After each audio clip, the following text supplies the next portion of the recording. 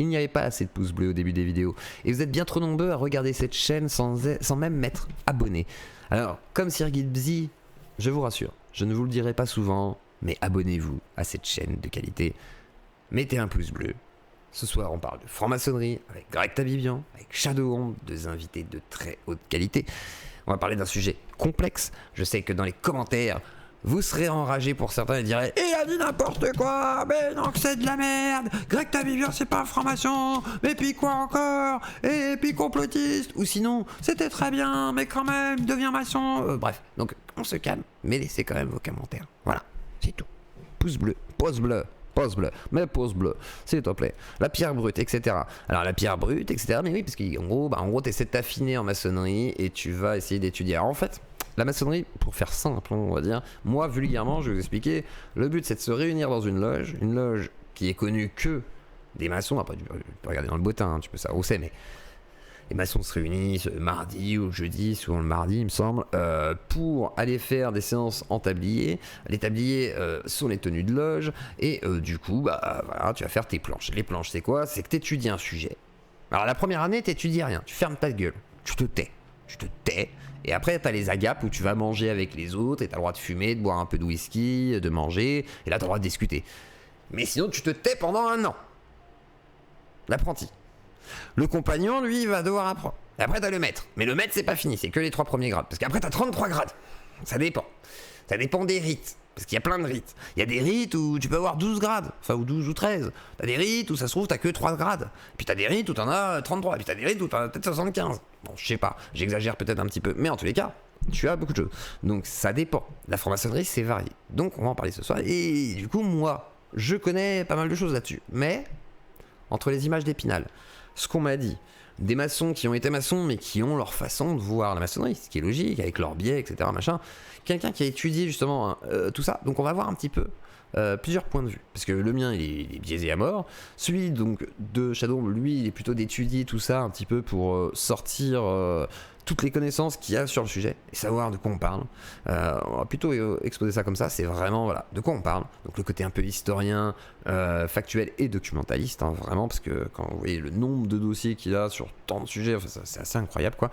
Donc moi je vous conseille clairement d'aller voir ce qu'il fait et au-delà de ça, forcément, parler d'initiation et de ce qui paraît bizarre, peut-être la magie. Alors moi j'ai voulu mélanger ces deux sujets, j'ai demandé justement à Shadow d'être capable de me les connecter, ce qui n'était pas simple, et il a réussi à le faire, donc merci à lui. Et justement on va voir s'il y a de la magie derrière, parce qu'on parle beaucoup d'égrégores. Ah oui, parce que la franc-maçonnerie c'est aussi ça, c'est-à-dire qu'il y a des hommes qui se réunissent, mais leur but quelque part, c'est peut-être aussi de créer des égrégores. Il y en a qui disent ça. Donc voilà, et puis il y a les hermétistes, et puis il y en a qui partent dans des trucs un peu rosicruciens et tout parce que c'est un peu connecté. Donc magie, pas magie, rituel satanique, bébé mangé dans des caves, non pas dans des caves du coup, ça c'est sur les quartiers de Marseille, à cause des goélands, hein, si vous avez vu les vidéos. Donc voilà, je vous mets le lien du Discord. Greg, si tu veux venir, tu peux commencer à venir dès à présent. Nous avons un petit quart d'heure avant que... alors c'est quoi des égrégores? Alors des égrégores, ce serait des, on va dire vulgairement, des formes de pensée qui s'agglomèrent au nombre de personnes qui s'investissent dans cette pensée pour lui donner vie, lui donner forme, en gros. Et par exemple, on pourrait considérer que les dieux seraient des égrégores du fait que des humains ont catalysé beaucoup de pensées autour de ça, ça coagule, on va dire, et ça prend forme, d'accord? On va dire que c'est ça. Et il y en a qui pensent que peut-être même tous les phénomènes paranormaux seraient finalement de type égrégore. Là, on est sur des courants à la Steiner, souvent. Donc, Blavatsky, Steiner, égrégore, explique tout, dont les reptiliens, la confédération intergalactique. Enfin, il y a des mouvements comme ça qui vont tout expliquer par le biais de l'égrégore, parce que c'est très pratique de tout justifier par ça. Après, je pense qu'on peut expliquer beaucoup de choses par d'autres choses, et même si tu as vécu des trucs incroyables et que tu as cette sensation que c'était incroyable, c'est pas parce que c'était... comment dire, même si c'était pas grave, enfin, même si ça n'est pas vraiment arrivé, c'est pas grave, et tu l'as quand même vécu comme si c'était incroyable. Donc, bon, moi je considère que c'est le plus important, voilà. Et puis après, il faut réussir surtout à vivre sans être perturbé, parce que beaucoup de gens vont dans des trucs un peu initiatiques, etc., et peuvent se perdre parce qu'ils cherchent quelque chose de l'ordre de la spiritualité et tombent des fois sur autre chose. Et peut-être qu'on parlera d'occultisme aussi. Donc voilà, mais c'est un autre sujet. Et d'ailleurs, peut-être un jour, Non, faut pas que j'utilise ce sujet tout de suite, parce que j'en avais déjà parlé l'autre fois, ça va peut-être un peu long pour qu'on y aille. Salut Concerti, mais salut à tous, j'espère que vous allez bien. Donc ce soir, nous recevons effectivement JSPC et Shadow Ombre pour parler de franc-maçonnerie. Merci à Flo Céleste de m'envoyer toutes ces bits. Merci beaucoup. Et d'ailleurs, tiens, je vous envoie vite fait les liens pour les dons, comme ça c'est fait, et puis après on va commencer tranquillement. Et je vais remercier, alors, faut que je remercie Antoine Vio, Adrien R, Foulque Deschamps, Python Radagast, Anonyme, Kilabs, Krax, Marco Senpai, Anonyme, Abrazax, pardon, Bernadette, Jean-François et Roland Culé, Roland Foiré, Seb, 813, Anonyme, Siatani, Alexandre et voilà. Et merci à tous les tipeurs. Voilà, et comme ça j'aurais dit merci à tout le monde, et aussi à Calitech, Max Bizarre, Jenica, Anazarel, Bruce Abandonne, Graisse de Canard, Spike, Morgan, tous ceux qui ont été ralassés par Méchoui, Alex Bagné, Anonyme, John HK, et Roi Corbeau, Iturba, etc. etc. Et tous les gens du Paypal, mais voilà, et là ce soir normalement il n'y a rien, donc c'est parfait. Bon, du coup, la franc-maçonnerie. Moi est-ce que du coup je suis pas rentré. Pourquoi ? Parce que moi, les maçons que j'avais vus, donc la GLNF, c'était des mecs qui disaient bon, faut croire en Dieu, mais ils avaient l'air un petit peu, voilà, parce que bon, il y a un côté un peu templard, vous savez, templier, machin et tout. Moi, j'étais pas convaincu. Après, j'aurais bien aimé quand même voir ce que c'est. C'est-à-dire qu'aujourd'hui, juste pour voir, j'encule, salut les BG, j'ai l'impression que c'est Roland Foiré et Roland Culé qui a changé encore. Pardon. On peut poser des questions. Alors oui, on pourra poser des questions. Alors on va d'abord surtout exposer le début, et après il y aura une partie questions avec justement aussi Greg qui sera là, etc. Donc on pourra un petit peu faire de tout ça.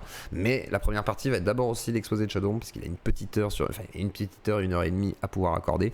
Donc malheureusement, après on terminera avec JSPC, et après on pourra répondre à des questions, etc. Machin. Et si vous avez des questions, vous pouvez commencer à en poser. Voilà. Et bonsoir à Greg Tabibian. Je vais laisser tranquillement mettre son casque et tout. Je crois pas qu'il soit connecté tout de suite. Je vais le laisser faire tout ça. Earthquake, PTD, RTK. Et attendez, j'ai la voix qui part en couille. Vous entendez ? J'ai un modulateur. Ça va pas du tout. Ah, j'ai dit à Pierre Hillard de se casser là. Attendez, on va inviter Francis Cousin à la place. Mais là, il y a Greg Tabibian pour l'instant. Je pense que ce sera plus pertinent. Bonsoir Greg. Ça va ? Ça va tranquillement, et toi ? Bah ça va, tu m'entends correctement ? On t'entend très bien. Un très joli son. C'est bien. Il y en a qui disent que la FM a été créée pour détruire l'influence de la chrétienté sur les peuples. Mais il y a un peu de ça. Oui, on pourrait dire ça, oui. À la base, je pense qu'il y a un peu de ça. Enfin, quoique, beaucoup inspiré aussi par la chrétienté, donc oui. Mais après, oui, un peu de lutte anti-chrétienne chez les maçons, on pourrait dire. Mais enfin, pas tous les maçons, c'est pas tous les maçons qui sont anti-chrétiens. Il y en a qui sont cathos, même un peu radicaux, me semble-t-il. Donc du coup, voilà. Alors, excuse-moi, je t'ai mute vite fait, mais alors du coup, JSPC, bonsoir Greg. Tu as été maçon. Ouais. Qu'est-ce que c'est la franc-maçonnerie pour toi ? Tiens, pour faire un petit début, on va commencer tout doucement. Aujourd'hui, ouais, et puis même avant, tiens, en préjugé, qu'est-ce que c'était pour toi peut-être ? Et aujourd'hui, qu'est-ce que c'est avec le recul ? C'est une association, enfin c'est un regroupement de plein d'associations de gens qui se font probablement beaucoup chier le week-end en province et qui décident de se réunir pour, allez, sans ironie, décident de se réunir pour débattre de sujets dont la nature va diverger d'une obédience à l'autre et qui se rêvent bien souvent avoir une influence concrète sur la société, comparée à celle qu'ils ont pu avoir.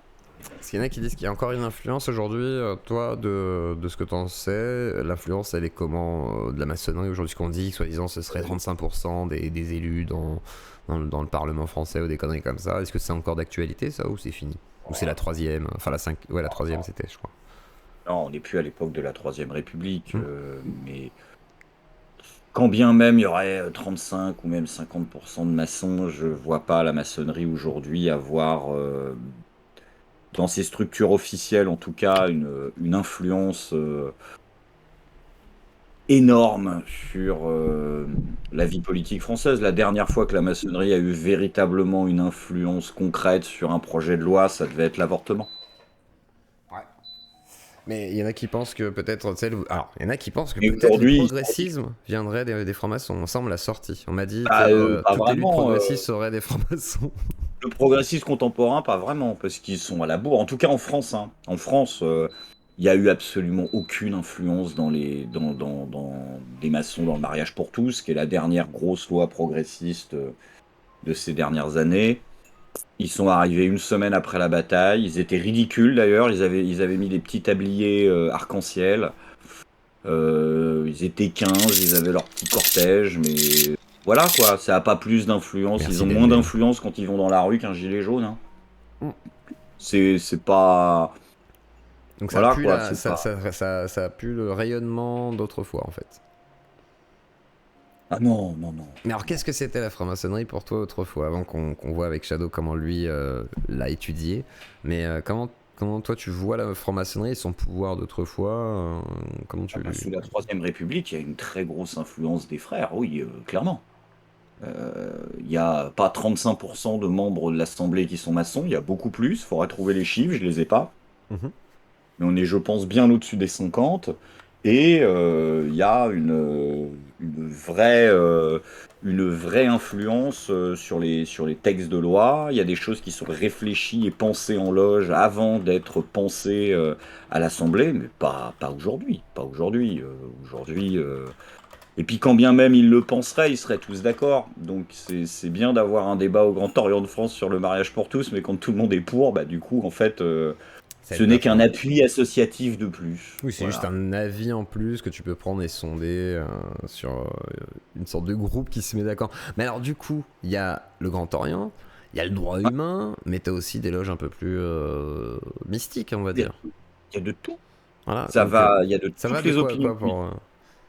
Ça va du Grand Orient de France, qui est une obédience majoritairement athée, donc 90% des membres sont encartés à gauche, et qui a abandonné les constitutions d'Anderson, c'est-à-dire l'obligation de croire en Dieu, l'obligation de la tenue rituelle. Tenue rituelle, c'est pas le tablier, hein, c'est le fait d'être en costume noir, chemise blanche, cravate noire. Jusqu'au son plus gros extrême, ça pourrait être le GPDG, le Grand Prieuré des Gaules, Mhm. où là, tu vas avoir des mecs qui jactent en latin, 90% de la loge est au RN, il faut être catholique, orthodoxe pour pouvoir rentrer, et les protestants et les juifs rentrent pas. Donc ça, Voilà. c'est ouais, ouais, ça, c'est vraiment des loges très C'est mineures, le c'est jour ça, et la hein. nuit. D'accord. C'est-à-dire que ça va de l'athéisme militant de gauche, voire d'extrême gauche, jusque, jusqu'à des mecs qui vont tracter pour le Z, quoi. D'accord. Donc on est vraiment sur une population très variée en fait, quoi. Parce qu'on dit souvent qu'il y a du prolo jusqu'aux mecs qui dirigent les plus grandes entreprises. Est-ce que c'est encore le cas ça aujourd'hui? Oui. Bah, j'en sais Cette rien si c'est mixité? encore le cas. Tu sais, moi, je suis parti en 2005, hein, Mais de ce que donc t'en as vu, toi, t'as vu cette mixité un peu sociale qui... oui. Ouais. Oui, alors social, hein, pas sexuel, parce que à l'époque, la Grande Loge nationale française ne recevait toujours pas les femmes et ne les initiait pas. Je crois que c'est Ouais. toujours le cas aujourd'hui. Le Grand Orient non plus. Il n'y avait que la Grande Loge mixte, l'EDH, donc le droit humain, et la Grande Loge féminine de France. Mais la Grande Loge féminine de France, c'est pas que c'est une loge féminine, c'est que c'est un regroupement à lesbiennes hystériques. Non, mais c'est Sandrine Rousseau, tu la Oui. clones et puis tu remplis une salle avec ça. Un peu Donc, comme le droit humain, où c'est un peu ultra ouais, ouais, ouais. progressiste. Donc, voilà, il y a de tout. Il y a de tout, il y a de tout. Il y a des loges très ésotériques. Il y a des rites surtout très ésotériques, comme le Memphis Misraïm, qui sont des rites quasi magiques. C'est-à-dire qu'à un moment, pour eux, ils ont une action magique. Si tu demandes à un mec du Grand Orient de France, il va te dire que le rituel est purement symbolique. Et d'ailleurs, il ne croit souvent lui-même pas Pas du trop à tout, ce ouais. symbolisme et s'en bat un petit peu les couilles. C'est des choses qui sont faites de façon protocolaire, comme au tribunal, il y a des protocoles de se lever et de s'asseoir, comme dans des organes. Voilà, c'est une méthode de circulation de la parole pour éviter que tout le monde se parle dessus, mais c'est pas plus que ça, hein. D'accord. Alors que pour d'autres, le rituel est Ah, et extrêmement central. important, quoi. C'est voilà, c'est Ouais. suspension du temps, machin, c'est limite et alchimique. Enfin, ça dépend des personnes. Et en quoi justement ce rituel est central pour certains? Comment ça, il est central? Justement, pourquoi il est si central le rituel dans certaines loges et qu'est-ce C'est qui est cherché derrière un en fait? espace ritualisé. C'est comme tu le dis, quand tu dis que c'est un autre espace-temps, Mhm. c'est pas faux. Alors, faut pas le prendre au sens physique. Faut pas le sens au physique, au sens scientifique du terme, mais le rituel sert à créer un rapport à l'espace et un rapport à la durée qui est différent. C'est-à-dire que la cérémonie, si tu veux, les heures qui sont données ne sont pas les heures réelles. Tout est symbolique. Le passage du temps est symbolique. Le passage de la parole, il est symbolique. La façon dont on se déplace est extrêmement ritualisée. Et donc, c'est fait pour créer quelque chose de collectif qui soit mieux que l'addition des individualités, en gros, quoi. Puis il y a C'est un juste côté pour aussi, comment dire, qui te met dans un état second aussi, un petit peu, dans qui te l'idée. met dans un état second, qui te met en tout cas Du... qui te met dans une façon de s'adresser la parole et de Ouais. circuler, qui te restreint beaucoup par rapport à ce que nous avons effectivement l'habitude de faire dans une société qui ne respecte plus vraiment forcément les rituels, le respect, etc. Mais moi, je serais très heureux, par exemple, qu'à l'Assemblée nationale, ils emploient les mêmes rapports, les mêmes rituels que la maçonnerie, quelque part, parce qu'on ne se parle pas dessus. C'est strictement Mm. interdit. Tu demandes la Ouais. parole 10 minutes avant de l'avoir. Tu tapes pas sur les tables, tu circules pas n'importe comment. Donc c'est ça a aussi du bon. C'est juste que ça crée un espace de gens, on va dire, un peu civilisé, mais surtout très hiérarchisé, qui est quelque chose qu'on retrouve aussi dans l'armée. Il y a un rapport à la hiérarchie qui est horizontal et qui est très très strict. D'accord, très bien. Donc voilà, pour une base déjà, et puis après on va justement après développer. Alors je vais accueillir Shadow Ombre en même temps. Bonsoir Shadow, est-ce que tu es là? Attendez, ouais, il est en train de se brancher. Il est en train de se brancher. Ne inquiétez pas. Donc ouais, donc on va justement parler de tout ça. Alors on voit que c'est compliqué, parce qu'il y a beaucoup de choses. Alors Shadowrun, là, on va exposer justement qu'est-ce que c'est. Qu'est-ce que c'est de manière un peu plus précise. On va parler de l'histoire de la franc-maçonnerie, comment ça s'instaure dans notre société, qui, comment, quoi, qu'est-ce que c'est le rituel justement. Alors les rituels, on va en parler un peu plus précisément la semaine prochaine aussi. Les rites écossais, acceptés, il y a plein de trucs. Tout ça, on va l'évoquer un peu plus la semaine prochaine aussi. Comme ça, on va faire deux sessions franc-maçonnerie, ce qui nous permettra d'en savoir un peu plus. Il s'y connaît en quoi, ta Vivian MDR, à part faire des blagues? Bah non, bah, il a fait de la maçonnerie Andorin. Donc après, alors, Andorin, par contre, ce qu'il faut... Alors, pour ceux qui connaissent pas la maçonnerie, là, par exemple, comment on va en parler, Greg, c'est assez courant que vous entendiez parler de cette manière. Et après, il y en a qui sont encore plus hermétiques, justement. C'est qu'ils vont être encore plus bizarres quand ils en parlent. Genre, oui, alors du coup, moi j'en fais partie, mais je peux pas dire des trucs. Donc du coup, ouais, mais c'est juste... c'est juste une sorte d'initiation, il faut le faire pour pouvoir s'en rendre compte. Alors, ils vont vous le vendre des fois de manière un peu romantisée et tout. Mais là, Greg, ce qu'il explique, c'est plutôt concret hein, par rapport à ce qui est aussi l'état de la maçonnerie aujourd'hui et de ce qu'il en a vécu. Moi, j'ai voulu y rentrer, j'ai rencontré des maçons. T'as quand même l'impression que c'est beaucoup plus des gens qui s'ennuient pour certains, surtout les maçons de campagne. Alors après, j'ai pas commencé dans les énormes loges et tout, voilà. Mais les maçons de campagne, moi que j'ai vu dans des trucs à peu près normaux, pas trop radicaux ou quoi. Ouais, ils se faisaient chier quoi. Ils vont là-bas, ils font leur truc et ils ont l'impression d'être importants en plus, d'avoir un espace particulier entre eux. Donc ça s'entend. Et moi, c'est vrai que je cherchais un truc dans ce genre-là, par exemple. C'est vrai que je me disais, moi, je cherchais un secret par contre. C'est le petit défaut qui est vendu dans la maçonnerie, c'est qu'il y a un secret. Il y a le culte du secret derrière. Alors le secret déjà pas dire qui sont les maçons si jamais ils ne veulent pas être dévoilés. Par contre toi tu peux dire que t'es maçon. Oui. Mais par contre tu n'as pas à révéler effectivement qui est maçon si jamais ils ne le souhaitent pas quoi. Donc voilà. Donc je crois que j'ai pas trop dit de bêtises. Tu peux me corriger, j'ai SPC en attendant qu'il arrive. Shadow. Et tu ne donnes pas non plus ce qu'on appelle Merci, les signes, Alex. mots et attouchements, c'est-à-dire Oui. les façons dont on se reconnaît. C'est ça les codes. Alors après vous connaissez les fameux codes, la main sous la gorge, il y a des petits trucs, voilà. Mais vous ne pouvez pas donner tous les signes de reconnaissance, vous n'avez pas... Voilà. C'est le pacte. Et si vous rompez ce pacte, alors on vous tuera pas aujourd'hui. Mais à l'époque c'était parce qu'il y avait la guerre et tout, on les menaçait de mort, donc effectivement ils n'avaient pas trop envie de se balancer entre eux parce que ça foutait la merde sinon quoi. Donc voilà. Genre, selon l'Institut de recherche Joclo et Tabivian, c'est ça que ça te donne comme analyse sociologique des rituels de formation. Bah attends, bon, ça m'ordonne, tu vas aussi avoir Shadow Ombre, comme ça tu pourras râler encore plus. Mais attendez, moi j'ai pas été formation déjà d'une, mais moi je vous dis ce que j'en connais. Là, l'expérience de Greg qui n'est pas le doctorant de la franc-maçonnerie, hein, et là on va avoir Shadow Ombre qui lui travaille beaucoup sur le sujet, qui aura une autre vision sûrement que nous en plus, donc plus précise, comment dire, plus historique, etc.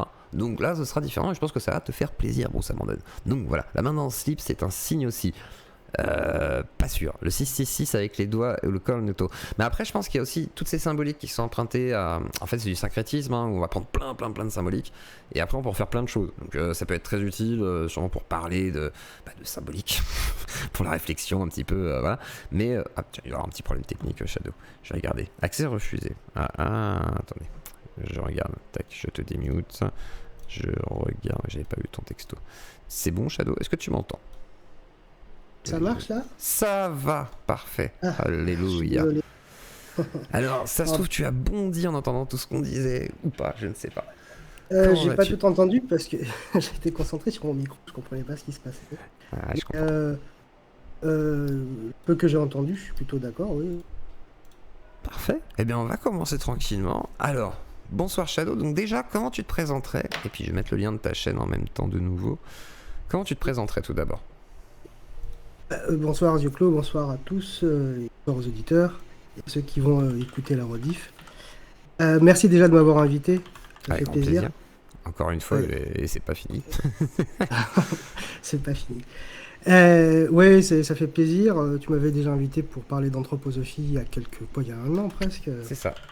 Quasiment un an, ouais. C'était au tout début de la chaîne, donc c'est pour ça ça fait plaisir de t'inviter avec un peu plus de monde.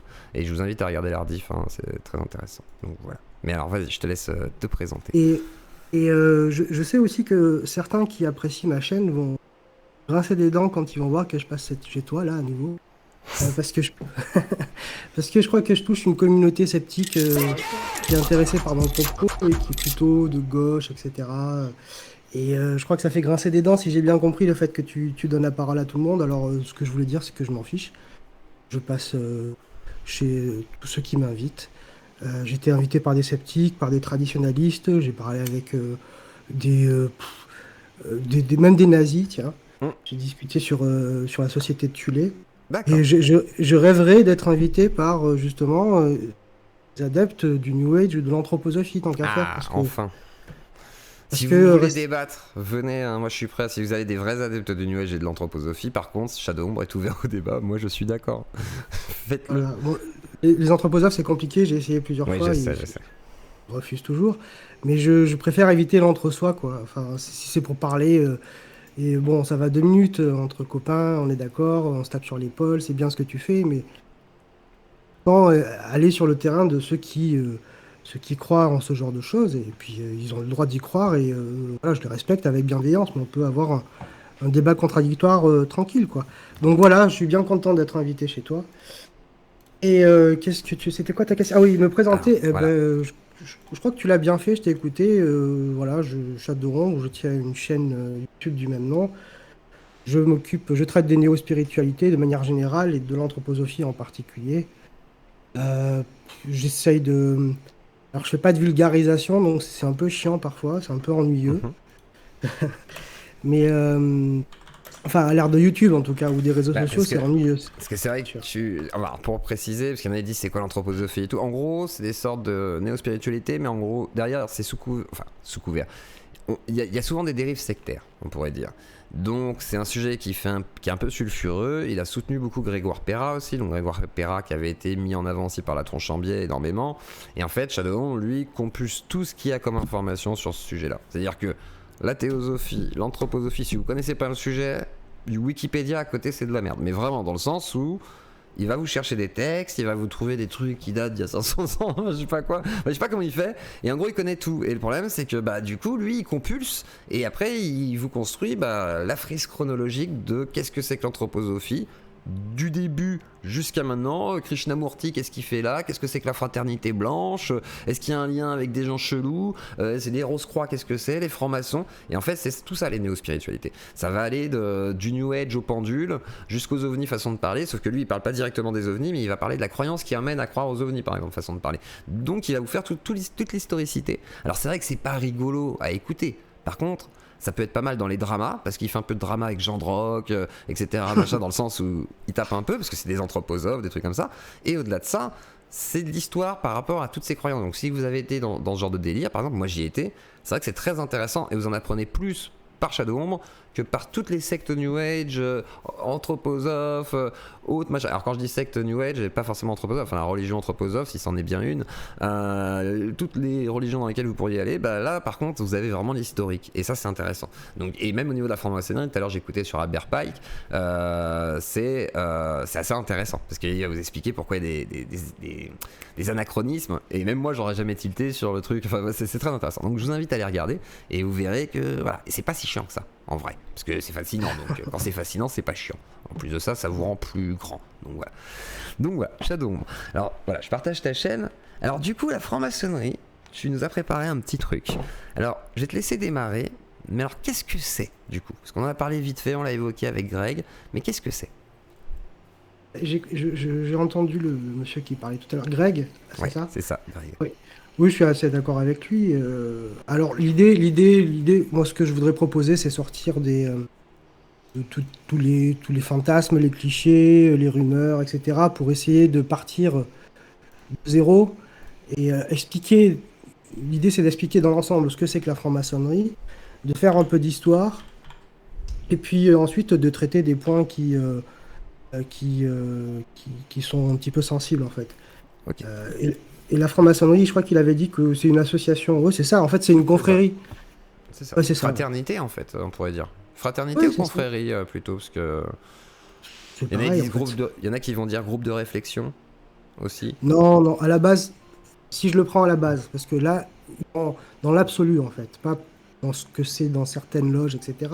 Dans l'absolu, c'est une confrérie qui a pour objectif la gnose, la fameuse lettre G. Et une confrérie, qu'est-ce que c'est? C'est une association, alors pas dans le sens moderne, l'associatif, quoi. C'est une association de gens en vertu d'un pacte sacré, qui s'associent en vertu d'un pacte sacré dans un objectif personnel qui est la gnose. Et cet objectif sacré constitue une fraternité qui va créer des liens extrêmement forts entre les individus, qui dépassent le cadre profane, qui l'englobe en fait. Et il va y avoir une entraide dans le cadre spirituel, mais aussi dans le cadre social. Et de toute façon, pour un maçon, comme pour n'importe quel ésotériste, il n'y a pas de point de vue profane, tout est sacré en fait. Tout ça, ça crée forcément un réseau. Et un frère va se sentir frère d'une autre personne qui habite à l'autre bout du monde, même si elle ne le connaît pas, même si elle rencontre le frère pour la première fois. Voilà, c'est quelque chose d'immédiat, il n'y a pas de calcul, pas de recherche d'intérêt. Parce qu'ils ont les mêmes C'est codes, ils ont les mêmes c'est ça. rituels, les mêmes... voilà, c'est un peu ça, une C'est le même. culture commune, en fait. Voilà, il y a une culture commune et puis il y a quelque chose qui les unit dans ce qui les dépasse en fait. Mm. Et c'est comme n'importe quelle communauté qui va s'entraider, comme des chrétiens voilà, qui s'entraident, des musulmans qui filent la dîme pour construire la mosquée, des trucs comme ça quoi. Enfin, Clairement. euh, Après, c'est leur pas, c'est but... pas- ouais. Après, c'est basé quand même sur autre chose qu'une religion. C'est-à-dire qu'on est bien d'accord que la franc-maçonnerie, alors, il y en a qui disent 1717, alors après, on dit que ça commence avant, tu vas peut-être nous dire justement, et il y en a quand même qui prétendent qu'il y a une histoire et qui ramabille, etc., mais c'est une histoire qui est brodée en fait. On est bien d'accord. Alors il y a ce qu'on appelle les légendes, mais les Ouais. mythes sont intéressants dans ce qu'ils signifient en fait. Et il Oui. peut y avoir effectivement parfois des mythes qui sont des réalités, ou alors disons des réalités transformées, parce que ce qui compte dans la franc-maçonnerie, comme dans n'importe quelle voie ésotérique, c'est le symbole. Mm. Le symbole, c'est comment dire, une forme qui est créée, codée pour dire plus que ce que peut exprimer un mot. Et d'ailleurs, il suggère plus qu'il dit. C'est ça l'intérêt de la symbolique en fait. Je voulais d'ailleurs la fameuse lettre G Oui. dont je parlais, Du grand qui apparaît, architecte. Ouais. voilà, qui apparaît sur l'étoile flamboyante, c'est-à-dire le fameux pentagramme qui est la représentation de la franc-maçonnerie, avec le compas ouvert en haut, l'équerre en bas et la lettre G au milieu, qui s'est traduit par code, parce que voilà, la maçonnerie, alors de ce qu'on en sait jusqu'à maintenant, elle est anglaise au départ. On peut le traduire par géométrie ou par grand architecte. Bon, la gnose, c'est tout ça à la fois pour un maçon. Mm. C'est surtout quelque chose de précis. C'est le fond traditionnel commun de toutes les initiations spirituelles anciennes. Ils se transmettent du plus loin qu'on se souvienne Mhm. jusqu'à nos jours dans les doctrines et les symboles, en fait. Et en ce sens-là, normalement, la franc-maçonnerie, c'est un véritable ésotérisme. Donc Du c'est coup, le fameux symbole pythagoricien, etc. En fait, c'est... Alors, est-ce que c'est vraiment, comme dirait Guénon, la tradition primordiale, du coup, façon de parler, dans l'ésotérisme? en fait, l'idée de la tradition Façon de primordiale, parler. c'est que, en fait, les bouts de tradition primordiale passent par la franc-maçonnerie. Par contre, c'est pas une religion du tout. D'accord. C'est une spiritualité, c'est un ésotérisme, c'est-à-dire c'est un chemin initiatique. C'est ça le principe de l'ésotérisme, puisqu'il faut le définir. C'est une quête métaphysique, donc au-delà du physique, qui trouve ses clés dans une tradition, dans le sens premier du terme, c'est-à-dire tradition en étymologie, ça veut dire transmettre, Donc, vraiment ce qui est enseigner. caché dans la tradition, en fait, hein, ce qui n'est pas accessible, ni dans la lecture, etc. C'est bien ça, en fait. Et je vais te dire justement ce qui est transmis Vas-y. exactement. Il y a donc transmission d'une connaissance d'un maître à un disciple, soigneusement choisi, parce que c'est pas open bar. C'est pas comme dans les occultismes ou le New Age où tout le monde peut, moyennant un billet, faire partie de tel groupe. Là, non, c'est pas open bar, il faut certaines qualités. Il n'y a pas de stage. Voilà, il n'y a pas de stage, il n'y a pas de diplôme de médecine, de massage ayurvédique. Non, c'est très restreint. Et de cet enseignement-là, de la tradition, de cette initiation, il s'agit d'initier, de donner à voir, en fait, d'influer, et non pas de donner des réponses toutes faites, car c'est impossible, en fait. Par exemple, je peux te décrire la forme de l'orange, sa couleur, son odeur, son goût, sa formule chimique, la manière dont un oranger pousse, etc., etc. Bon, ça, c'est de l'érudition, c'est le savoir. Connaissance, c'est autre chose. Tu pourras connaître vraiment ce que c'est qu'une orange que si tu la tiens dans ta main, si tu la sens, si tu la goûtes. Merci, C'est Pupu. une analogie qui reste matérielle, mais voilà, il faut le transcrire dans le contexte spirituel. C'est ça l'ésotérisme, en fait. C'est la connaissance par l'expérimentation. Le principe, c'est donc d'être guidé, de faire un travail actif spirituellement. On n'est pas dans l'attente Merci, Adrien. d'une grâce comme chez les mystiques, en fait. Par exemple, les mystiques, eux, ils attendent, ils sont dans un état, ils se mettent dans un état, ils prient, ils font des jeûnes, etc. Et puis d'un coup, il y a une grâce qui descend. Ils sont dans la passion, on pourrait dire. On ne sait pas si c'est de la douleur ou de la jouissance. Et puis ça repart aussitôt, quoi. Ah non, c'est pas ça. Le but, c'est de lever les voiles qui sont, voilà, comme tu l'avais dit, c'est de tailler la pierre, assez justement, Façon de et parler. atteindre, voilà, et atteindre des états supérieurs de l'être. Pas confondre avec les états modifiés de conscience, ça n'a rien à voir. Cette connaissance qui est transmise, elle vient d'où? Eh ben, d'un principe supérieur, non humain, le principe premier, le principe créateur, le grand architecte, l'un, Dieu, on l'appelle comme on veut.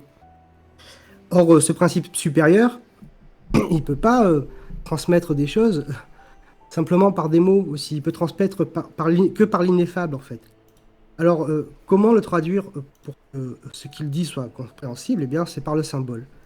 En fait, le symbole, la forme, c'est la manière de, comme je te l'ai dit tout à l'heure, de voiler une explication pour mieux la dévoiler à l'intellect pur, pas au mental, et quelque chose qui est plus fort que l'intuition même.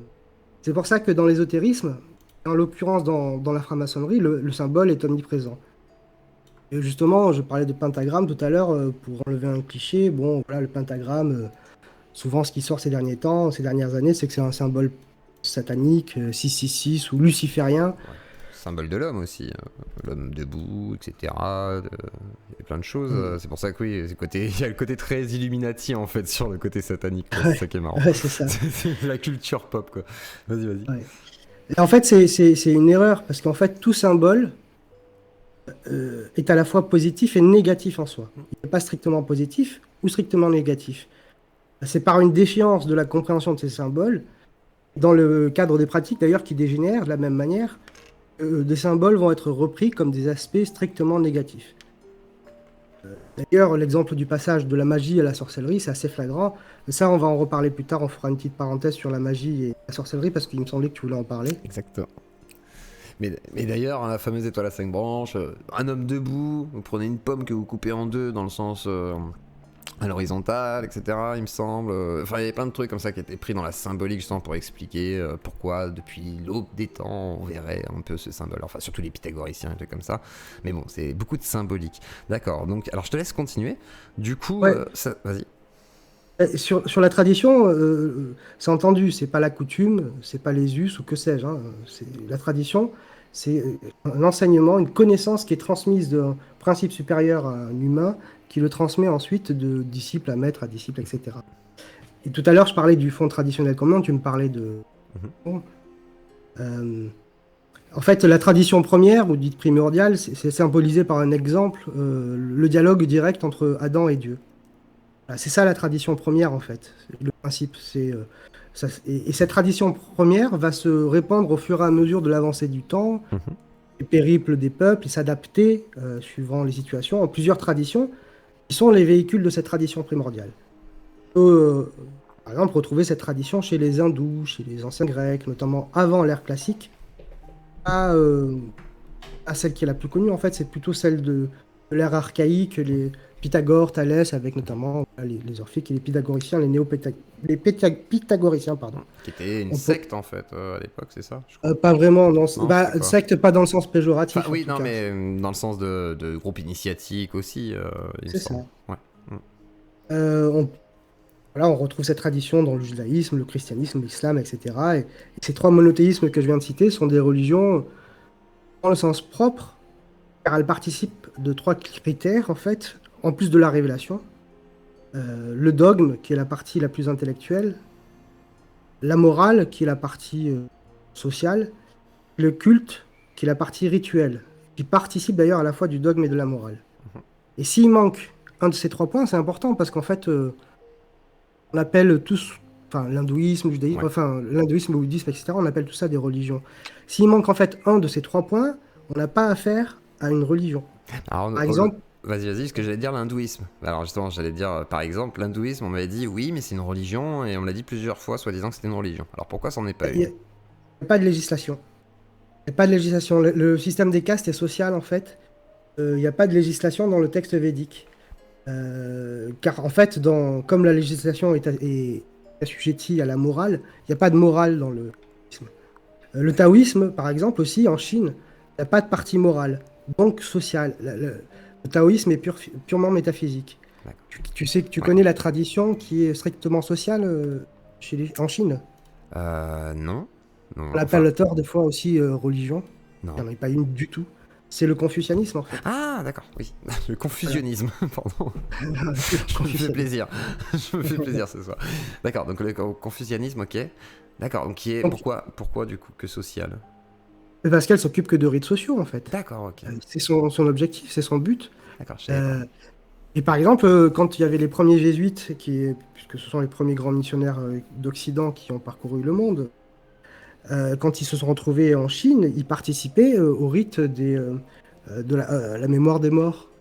Comment on D'accord. appelle ça, ce rite? Voilà. Et en fait, ils avaient été critiqués en Occident, en Europe, parce qu'ils participaient à des rites religieux, etc. Et en fait, non, c'était des rites sociaux. Donc, ils étaient invités, ils avaient le droit d'y aller, ils y sont allés parce qu'ils ont bien compris la différence entre le taoïsme et le confucianisme. Par contre, ils n'étaient jamais invités à des assemblées Tao. C'était pas possible. Et on me demande vite Bon. fait pour le bouddhisme, avant que. Parce que voilà, je vois qu'il y a une question. Le bouddhisme, pareil, c'est pas une religion du coup? Ou c'en est une? Non, pareil, c'est Qu'est-ce pas qui une lui religion. manque à elle, du coup? Elle a un gros aspect moral, mais il lui manque la révélation, en fait. D'accord, oui. Oui, c'est vrai que oui. Oui, c'est vrai qu'il n'y a pas de révélation. Ouais. Après, il y en a, ils vont dire Bouddha, mais Bouddha, c'est plus une réincarnation du coup de quelqu'un En fait, le qui principe de atteint religion. le stade de Maitreya ou je sais pas quoi. Ouais, c'est ça. Ouais. Enfin, plus ou moins. Mais ça, c'est une autre histoire. Il faudrait faire une autre vidéo. Mais en fait, le truc, c'est que en Occident, on appelait tout ça des religions parce qu'on se calquait sur notre propre schéma de compréhension. Et on l'a appliqué à tous les autres, quitte à tordre le modèle qui existait pour le faire rentrer dans nos cases. Et ça, c'est une erreur qui date aussi du 19e siècle, notamment de ce qu'on appelle les orientalistes, c'est-à-dire des occidentaux qui étudiaient l'Orient sous toutes ses formes et qui avaient un aspect assez paternaliste, à la fois le considérer romantiquement et assez paternaliste. Voilà. Donc la religion, c'est vraiment l'aspect exotérique, c'est-à-dire qui est accessible à tous, c'est extérieur. L'aspect montré, ouais. voilà. L'aspect ésotérique, purement intellectuel et métaphysique, contient en lui le système religieux. Du coup, l'ésotérisme, c'est pas le cœur d'une religion, comme c'est souvent affirmé à tort, c'est au contraire à la fois ce qu'on appelle dans les traditions à la fois la circonférence et le centre. Par exemple, ça, c'est un exemple de symbole qu'on utilise en maçonnerie. C'est à la fois le centre et la circonférence. Euh, pour qu'il y ait en fait une religion, de toute manière, surtout, il faut une trace, une forme de trace sentimentale qui est très développée, d'ailleurs en Occident, au détriment, surtout avec le temps, de l'intellectualité. On peut constater, parce qu'on est tous d'accord là, sur ça, c'est que, à part certaines franges qui sont militantes actives, mais ce christianisme, c'est devenu globalement un moralisme. Euh, Clairement, oui. et il est intéressant aussi de noter que, comment dire, les tentatives d'appropriation occidentale font primer une morale dans le bouddhisme, l'hindouisme, etc., qui est pourtant absente dans l'hindouisme et le bouddhisme. C'est-à-dire que quand on occidental te parle de ces religions, enfin, c'est pas des religions, mais c'est métaphysique pure, ah oui, c'est de l'amour, c'est le partage, enfin, je sais pas, il raconte autre chose. Bon, c'est des interprétations, pardon, interprétations complètement fantasques. Et, Merci Camille. et de l'autre côté, ce qui est important dans ces traditions, c'est-à-dire la doctrine et le rite, il abandonne complètement. Et c'est-à-dire qu'ils prennent qu'une partie de l'hindouisme ou du bouddhisme. Et ça, c'est assez étonnant. Une sorte de Bref, facilité dans l'initiation qu'ils choisissent, quoi. Oh non, je vais prendre ce qui me plaît, quoi. c'est ça. Ouais. Alors, vas-y. Alors, du coup, Par exemple, on est par fran- exemple, Vas-y. pour finir sur l'ésotérisme, Ouais, ouais. l'ésotérisme de l'islam, par exemple, c'est Ah, les soufis. celui du judaïsme, c'est, La Kabbale. par exemple, Parce qu'il y on avait reste sur la l'idée de Gematria aussi, mais je sais pas si c'est pareil ou la pas, parce qu'il y gematria. en a qui séparent, soi-disant. Donc, Non, la gematria, c'est une application de la Kabbale. Ah, c'est ça. C'est-à-dire, c'est un outil, en fait. D'accord, parce qu'il y en a qui se disaient, tu sais, Gematria, voilà, et puis qui parlaient moins de la Kabbale, genre comme si c'était un aboutissement. Mais du coup, oui, c'est juste qui te permet d'écrire la Kabbale, en fait, c'est ça. Enfin, de la comprendre. Enfin, En de fait, l'appliquer. la gematria, c'est la science des lettres et des chiffres. En fait, c'est un outil qui est utilisé par les kabbalistes, comme d'autres. Comme souvent on confond l'hermétisme et l'alchimisme, non. Mm. L'hermétisme, c'est une doctrine, l'alchimie, c'est un outil. C'est un Ouais, d'accord, outil il y a qui... le spéculatif et l'opératif, en fait, dans l'idée. euh, Non? non, pas vraiment, c'est pas tout D'accord. à fait ça. Une doctrine, c'est un ensemble d'idées, Mhm. de connaissances. Et ensuite, tu as des méthodes. Euh, alors c'est vrai qu'on pourrait, comme tu le dis, c'est grossier, c'est Oui. source de confusion quand même de dire que c'est spéculatif, opératif, parce qu'il y a tellement d'enjeux derrière ces mots et de fantasmes aussi qu'il faut les manipuler avec précaution, je trouve. D'accord. Oui, moi, je Et du parle coup, vraiment vulgairement sur le sujet. Alors, je te laisse préciser, justement. Alors, vas-y, sur l'ésotérisme. du coup, sur l'idée de la tradition et l'ésotérisme, en fait, à quoi ça sert? Pour ceux qui croient, pour ceux qui y participent, ça sert à dépasser notre condition d'humain et à rejoindre l'éternel, comme dirait par exemple le soufi, en s'éteignant dans le principe divin. Sortir de la dualité, c'est-à-dire esprit-corps, et de rejoindre l'unité, c'est-à-dire le principe divin, quoi, Dieu. C'est une quête métaphysique, donc au-delà du physique. Le mental, la raison, la conscience sont déjà liés au physique. Donc la métaphysique n'a pas à faire avec le mental même, même si ça joue une partie. Euh, une quête active qui passe par l'initiation et qui tient son autorité d'une chaîne de transmission. Mais pour en arriver là, bon, l'ésotérisme, ça fonctionne comme ça. Alors, je vais essayer de trouver un exemple pratique. Euh, on va reprendre à la base, chez les Grecs, par Ouais, exemple, existait ce qu'on appelle les cultes à mystère. ouais. Il y avait trois phases, en fait. Et Dans ces c'était cultes à mystère, les écoles des oui. mystères, tout le truc comme ça. Ok. Donc, il y avait déjà l'état de disciple, c'est la première phase, qui, auprès d'un maître, en l'occurrence un philosophe, euh, alors c'est philosophe dans le sens que Pythagore lui donne, c'est-à-dire le philosophe, c'est l'amoureux de la sagesse, pardon. Il tente de percer le mystère de la nature, le fonctionnement du monde et du corps. Et dans ce cadre-là, la science dure, même ce qu'on appelle la science aujourd'hui moderne, avait toute sa place. D'où les théorèmes de Thalès, de Pythagore, les postulats d'Euclide, etc., etc. Là, on est dans le mental et le physique. Atteindre l'état des philosophes, c'est-à-dire d'amis de la sagesse, ça, c'est la seconde phase, dite des petits mystères, en fait. Et c'est, par exemple, en islam aussi, il y a quelque chose qui existe qui est analogique, c'est l'état d'homme primordial, ou dans le taoïsme, c'est l'état d'homme véritable. Donc quand on arrive à cet état, donc, on est censé comprendre toutes les composantes physiques et naturelles de l'univers et de l'individu, et notamment ce qu'on appelle les états subtils. Alors ça, si on en parle, ça va nous mener un peu trop loin, mais bon. Je rappelle aussi que la philosophie, comme spéculation rationnelle surtout,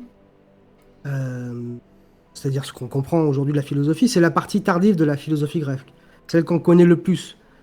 C'est essentiellement, à la base, normalement, le rapport de l'homme à l'univers, à la nature, à la création. C'est ça la philosophie à la base. Et La après, troisième ça phase, dérive. ouais. Vas-y. Ouais. Vas-y, c'est Après bon. ça, non, je t'en prie, Ah, vas-y, t'inquiète. T'inquiète, Ok. t'inquiète. Ah, t'inquiète. je m'inquiète pas, tout va bien. Après, tu as donc première phase disciple, deuxième phase devenir philosophe, et la troisième phase, c'est celle des grands mystères, la métaphysique. Le philosophe reçoit un enseignement oral qui se double par diverses pratiques. Donc, tu as l'enseignement oral, et puis ensuite, tu as les outils qu'il faut expérimenter. Et alors qu'il est dans une dualité physique spirituelle, quand il est philosophe, il va faire l'effort d'aller vers la non-dualité, l'unité, dépasser l'état d'individualité. Il va passer du conditionné à l'inconditionné, ce qu'on appelle dans diverses traditions, d'ailleurs, c'est une expression qui revient souvent, la délivrance finale ou l'identité suprême. Là, par exemple, en islam, c'est ce qu'on appelle l'état d'homme complet. Dans le taoïsme, pour reprendre l'analogie que j'ai faite tout à l'heure, c'est l'homme transcendant. Donc chez les Grecs, on passe de la philosophia, l'amour de la sagesse, à la sophia elle-même, la sagesse. En fait, tu deviens la sagesse. D'ailleurs, ces anciens Grecs utilisaient des figures géométriques pour représenter ces états en guise de symbole. Un trait horizontal, la terre, pour la représentation de la réalisation horizontale, celle des petits mystères qui correspondent aux humains, et le trait vertical, la représentation de la réalisation verticale, dire l'ascension à travers les cieux, qui correspondent aux états supérieurs de l'être, c'est-à-dire les grands mystères. La première figure servant de base à la seconde. D'ailleurs, pour imaginer la chose, Kant, fameux poète, disait que le paradis terrestre est une étape qui mène vers le paradis céleste. Donc, ce parcours-là, eh ben ouais, il n'est pas accessible pour tous, quoi. Il n'est pas accessible à tous, il n'est pas accessible pour tous.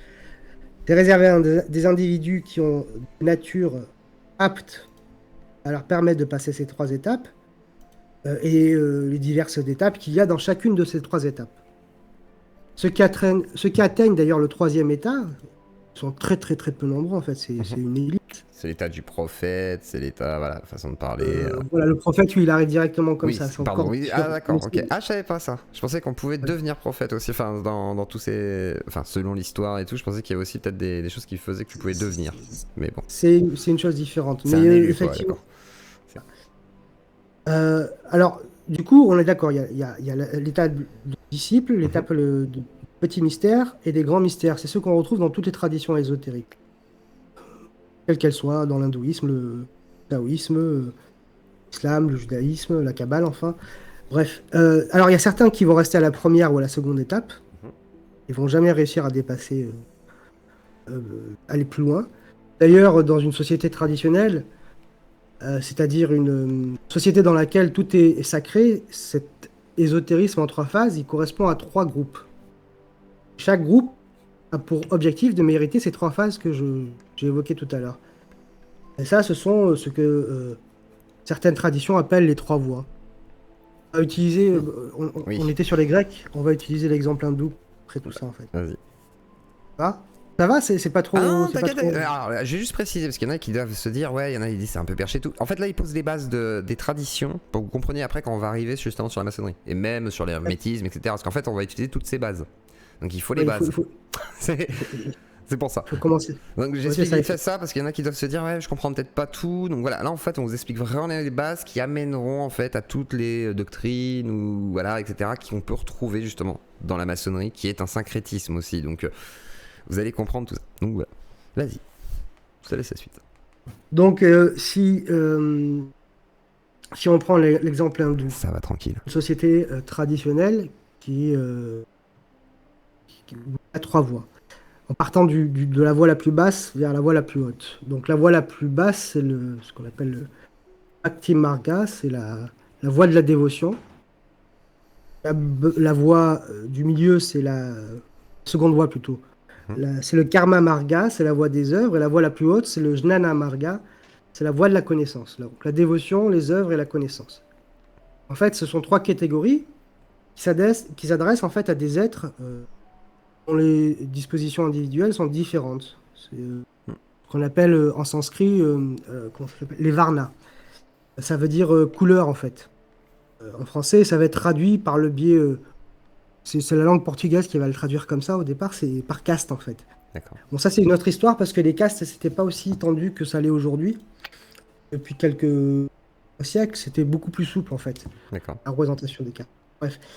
Donc la Bhakti Marga, donc la voie de la dévotion, c'est celle qui correspond au Vaishya, c'est-à-dire aux artisans, aux commerçants, aux agriculteurs, bref, en fait, les gens du métier, quoi. Euh, le Karma Marga, ça correspond aux Kshatriyas, les rois, les nobles, guerriers. D'ailleurs, dans l'expression Karma Marga, il y a karma, alors bon, il y a beaucoup de... Enfin, la manière dont on comprend karma aujourd'hui est complètement fausse. Ouais. Karma, ça veut dire action en sanskrit. Et quand on parle de karma dans la tradition hindoue, ce sont les actions spirituelles que tu fais. Et non pas Les les actions actions rituelles, matérielles, quoi. spirituelles. Ouais. Non, pas forcément. Et il n'y a pas un retour du karma, même dans ta vie. Oui, c'est pas aussi binaire, quoi, en fait. C'est pas tu fais un truc bien, t'as un truc bien, tu fais un truc mal, ça te retombe dessus. Non, c'est sur ce que tu fais dans la loi, le chemin, c'est-à-dire, comme diraient les musulmans, en fait, la charia, en fait. Ouais, en C'est- gros, c'est, tu appliques la loi c'est ça. religieuse, sinon, bah voilà, c'est Sinon, tu as des problèmes dans ton karma. ce qui me paraît cohérent. Enfin, cohérent par rapport à un croyant, c'est logique. De toute façon, t'as envie d'appliquer Alors- ta charia, façon de parler de ta loi. Vas-y. Et du coup, à ces trois voies qu'on vient de voir, et à ces trois groupes, Si y a Greg, il écoute. Attendez. dans les traditions qui correspondent, si on veut, on peut reprendre la phraséologie occidentale, en fait, maintenant. On appelle ça les arts, en fait. Et qu'est-ce que c'est que l'art? C'est le domaine des connaissances, des rites et des symboles, ainsi que comment dire, les applications de la voie initiatique concernée, en fait. Pour la voie des Vaishyas, donc c'est l'art des métiers. Pour la voie des Kshatriyas, c'est l'art royal. Pour la voie des Brahmanes, c'est l'art sacerdotal. Donc il y a trois voies importantes dans toutes les traditions ésotériques. Ça fonctionne comme ça, l'art des métiers, l'art royal, l'art sacerdotal. C'est quelque chose qu'on retrouve tout le temps quasiment.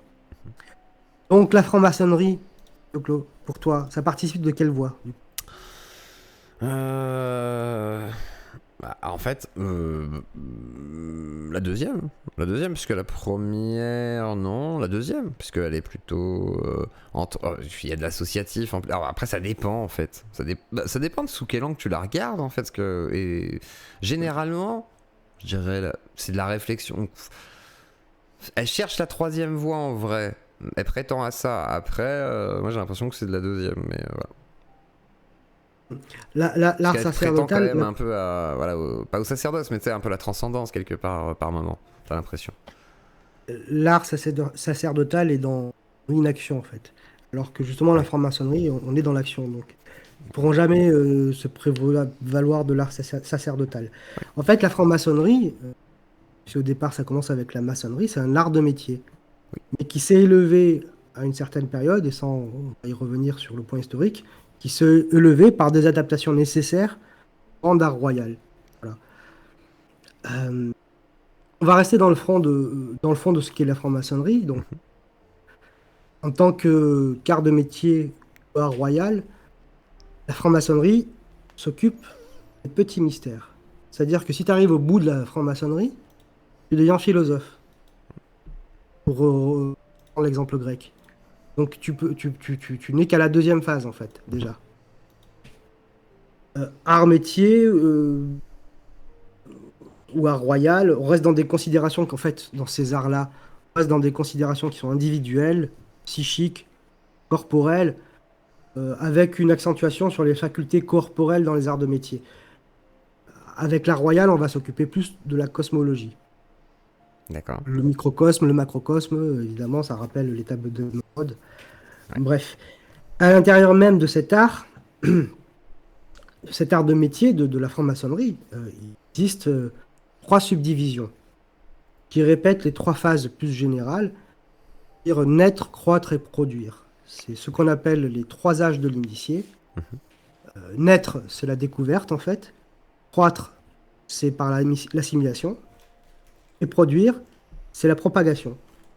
Ça correspond aux fameux 3 grades de la franc-maçonnerie. Qui sont apprenti, compagnon et Compagnon, maître. maître, ouais. D'accord. Dans toute franc-maçonnerie, je dis bien orthodoxe, c'est-à-dire classique, quoi, en fait, il n'y a que 3 grades. Avec certes des degrés dans l'initiation qui sont multiples. Donc il y a des grades dans les grades, mais dans la grande famille, c'est 3 grades. Bon, c'est pour ça qu'effectivement, on va parler ensuite de 33 grades aussi. Oui, les fameux 33 degrés, je disais tout à l'heure, ça dépend en fait des rituels. Parce qu'il y en a qui sont même avec 13 ou je sais pas quoi. Enfin, C'est ça. ça va dépendre Ça, en fait. C'est ça, tout à fait. Ces 3 grades initiatiques correspondent aux 3 questions de l'énigme du Sphinx. Et, tu te souviens? Alors non. Ah, je vais Non. t'avouer, non. Non. Quand le Sphinx se pose la question à Édipe, enfin, oui,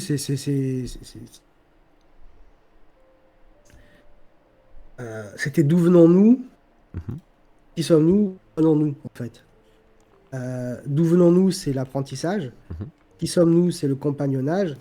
Venons-nous, c'est la maîtrise. C'est la fameuse parabole qu'avait posé le Sphinx à Édipe. C'était qui est-ce qui marche le matin à 4 pattes, le jour à 2 pattes et la nuit à 3 pattes. Oui, l'homme, bébé, 2 pattes, et après, enfin, quand t'es debout sur tes 2 pattes, et après, quand t'es un homme avec une canne, façon de parler. Oui, effectivement, oui, je vois mieux le truc. Ok, je vois, j'aurais pas fait le lien justement avec l'énigme du Sphinx. D'accord. D'accord, donc on en est. Ok, donc les 3. Alors, pareil pour l'alchimie du coup, l'œuvre noire, l'œuvre blanc, l'œuvre rouge. Oui, Ouais, question il y a bête. de ça aussi. Il y a de ça aussi, ouais, effectivement. D'accord. Mais bon. Mais l'alchimie, c'est bon. Même si on le retrouve symboliquement dans la franc-maçonnerie, c'est à part. On pratique pas spécialement l'alchimie, si ce n'est l'alchimie, disons, Spéculative, oui, du coup. voilà, intérieure. Hmm. Encore spéculatif, Même pas. Même la là, le spécu- terme est grossier, ouais, tu. ouais, bah, spéculatif, on va y revenir sur ces termes aussi, D'accord. spéculatif, opératif. Alors ça c'est à cause du Bernsteinas, hein. J'ai bouffé du Bernsteinas, donc à l'époque il a été en loge, j'étais là, vous faites que du spéculatif, moi je suis dans l'opératif, donc du coup, tu vois, et les mecs ils le suçaient comme ça, c'était incroyable, pardon excusez-moi pour la vulgarité, mais je veux dire, voilà, incroyable, incroyable, donc c'est pour ça. D'accord. C'est donc franc-maçonnerie qui pratiquait les orgies, c'est ça? C'était GLNF, hein. Comme d'hab quoi. C'est pour ça, Euh, mais bon, je connais pas leur soirée privée, vas-y. Donc, les degrés de l'initiation, ils correspondent, les fameux petits degrés, ils correspondent aux diverses nuances des étapes. Alors, parfois, suivant sa nature, eh ben, on reste bloqué à une étape. Parfois, parce qu'on n'est pas au bon endroit aussi. C'est pour ça que certains disent qu'ils ont essayé, bon, ils sont restés quelques années, ils ont appris quelques trucs, mais rien de plus. Ils sont restés 4, 5 ans, un peu plus. En fait, arriver au bout déjà, c'est le travail de toute une vie. Ça peut être laborieux et comme très rapide, et il est vrai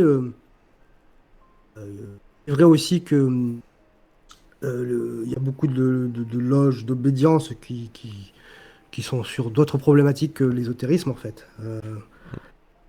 Ça dépend sur quoi on tombe aussi. Ce qui est sûr, pour reprendre la parabole biblique celle des noces, c'est qu'il y a beaucoup d'appelés, en fait, en maçonnerie, et peu d'élus. Plus précisément,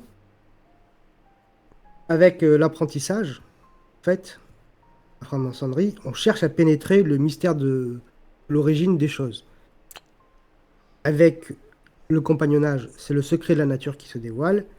Et avec la maîtrise, c'est les arcanes, futures destinées des êtres qui se dévoilent aussi.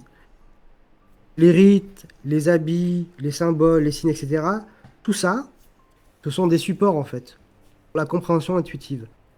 C'est ce qui va te mettre en condition. C'est le cheval en fait qui te permet de parvenir plus vite à destination, même si bon, tu n'as pas besoin forcément du cheval pour arriver à destination. Après, tout ce qu'il y a autour, en fait, c'est d'interprétations fantasques, qui est d'ailleurs due au occultisme du 19e siècle, qui ont créé des paramaçonneries parce qu'ils n'étaient pas intégrés dans la maçonnerie orthodoxe. Ils ont créé des maçonneries parallèles. Et à partir de là, en fait, ça a influencé malheureusement la maçonnerie orthodoxe. Oui, forcément. En Oui, fait, forcément. Vas-y. en matière d'ésotérisme, en Occident, on retrouve plus d'art sacerdotal. La première phase, en fait, la phase la plus haute, ce qui se passe dans les monastères, chez les catholiques, etc. On est plus dans une quête mystique Oui. et pas ésotérique. Parce que ce serait quoi vraiment une quête ésotérique du coup pour une quête sacerdotale si on devait l'expliquer en gros spécifiquement comment ça se met comment En fait, ça se met en place.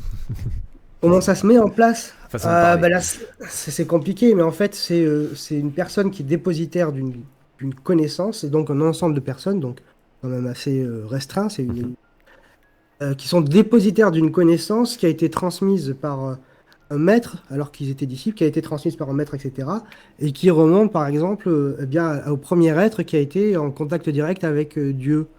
Par exemple, le prophète Mohammed en islam. Chaque maître soufi, en fait, il a une chaîne de transmission comme ça qui remonte jusqu'au prophète Mohammed. D'accord. Ah oui. Et donc, D'accord. voilà. Oui, Et, c'est très et rare donc, du coup. Ok. ben oui, et puis pour arriver à ce niveau-là, pareil, il y a beaucoup d'appelés et peu d'élus. Bon, c'est un exemple, hein. Donc, et ces gens-là, en fait, ils ont une autorité spirituelle sur la société. Alors, c'est pas l'autorité même temporelle que pourrait avoir le pape. C'est vraiment quand ils disent quelque chose, ils font quelque chose, ils sont entendus. Et ils permettent un équilibre dans la société qui fait que chaque personne est à sa place, quel que soit son rang dans la société, et peut espérer, disons, eh ben, se réaliser spirituellement d'une manière ou d'une autre. D'accord. C'est là, du coup, quand même, où il faut passer un petit peu à l'histoire Mhm. de la franc-maçonnerie. Est-ce que Alors. c'est clair jusqu'à présent, là? Alors, je pense que le chat risque de dire ça dépend. Voilà, c'est normal parce que c'est dense, mais en même temps c'est très intéressant. Après, c'est très dense, mais c'est logique. Mais alors, comment ça naît la franc-maçonnerie? Je demande pas au chat parce qu'il y en a qui kiffent par contre, hein, ça dépend. C'est limpide. Et- Il y en a qui comprennent très bien, ça dépend. Dense, ça dépend, voilà. Mais je pense que ça dépend, ça dépasse. Ah, ça va, les gens sont plutôt réceptifs. T'inquiète, tout va bien. Tout va bien. Ça va. Bah, je suis désolé, sinon il faudra réécouter. Très Après, intéressant. Non, les gens trouvent ça intéressant en même temps. Non, mais c'est. Oui, Après, je vous invite à réécouter 2 fois hein, quand même, parce qu'il y a beaucoup de choses. Mais là, du coup, au moins, vous aurez vraiment des grosses bases et tout. Et je vous invite après à aller voir sa chaîne. Vous aurez encore des compléments sur plein d'autres sujets. Voilà. Mais alors, du coup, comment ça se fonde la franc-maçonnerie? C'est vraiment des mecs qui construisent des cathédrales, ils font des loges, et puis après, on récupère ça. C'est vraiment descendant de ça, ou c'est encore avant, donc de l'école des mystères? Qu'est-ce qui s'est passé? Dis-moi, Chad. Sur la forme, quand même, avant d'aller sur le fond, je vais rajouter 3 explications basiques aussi. Parce que tout ce que je dis, c'est assez basique, c'est dense, etc. Mais je pourrais faire plus compliqué encore. Alors, Ah. 3 explications. Loge, obédience, rite. Voilà, c'est des termes qu'on mélange beaucoup. Ah oui, ah, c'est important. Voilà, c'est un petit peu de vocabulaire. Pardon pour le micro. Je bois un petit coup, excusez-moi. Santé. Et buvez un petit coup aussi, n'hésitez pas. Et donc, je vous remets la chaîne de Shadow Ombre, encore une fois. Abonnez-vous, elle est en commentaire épinglé. Et attendez, tac, je vous la remets encore une fois. Voilà. Tac. Et comme ça, Shadow reprend donc la différence entre loge, obédience et rituel. Donc la loge, en fait, c'est le petit groupe de francs-maçons local qui se réunit dans son temple. C'est le local. C'est comme ça que ça a commencé, en fait. C'est des maçons qui se retrouvaient dans leur loggia. Loggia, c'est un terme qu'on utilise en français en général aussi. C'est-à-dire une petite loge où les artisans se retrouvent avec leur matériel, etc. Se préparer. L'obédience, ça arrive ensuite. En fait, l'obédience, c'est l'association fédérative de plusieurs loges. D'accord. C'est aussi appelé Grande Loge ou Grand Orient, avant que même que l'obédience Grand Orient existe. On peut dire que c'est un courant de pensée parmi, enfin, voilà, c'est ceux qui se rassemblent selon une façon de faire. Par contre, t'as plusieurs obédiences du coup dans la maçonnerie, c'est-à-dire plusieurs courants. Voilà, c'est ça. c'est ça.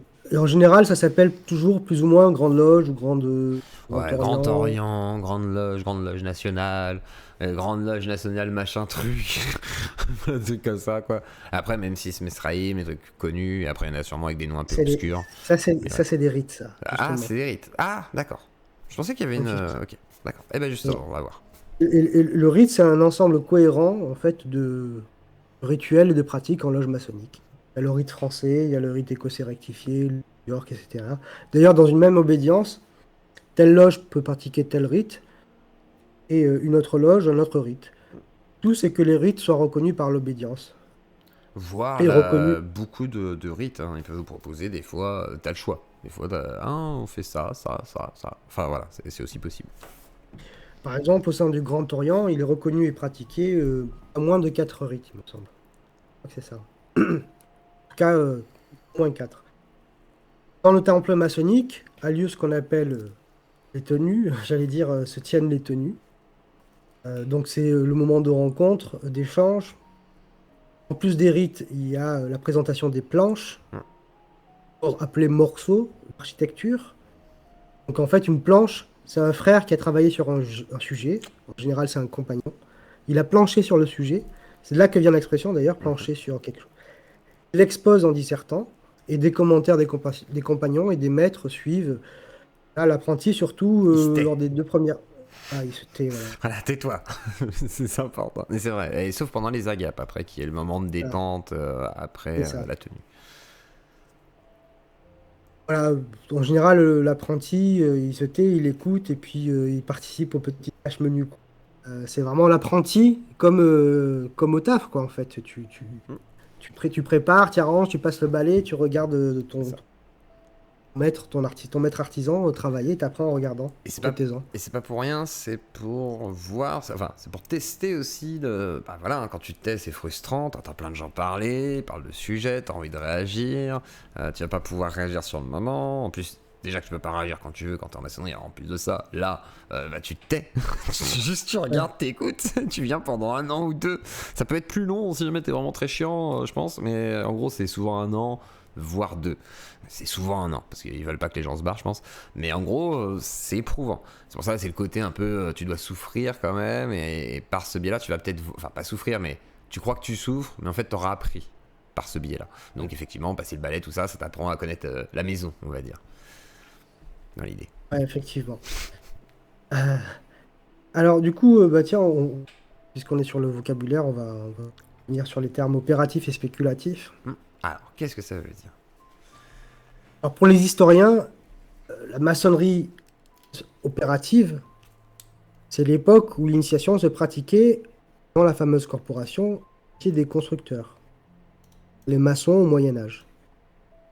Pour ces mêmes historiens, la maçonnerie spéculative, c'est celle qui est née au début du XVIIIe siècle, donc 1717, avec les maçons dits acceptés, c'est-à-dire qui ne font pas partie de la corporation de métier, au sens propre, mais qui sont acceptés dans l'initiation ésotérique de la franc-maçonnerie, des gentlemen, donc qui sont pas du métier, mais qui sont acceptés, quoi.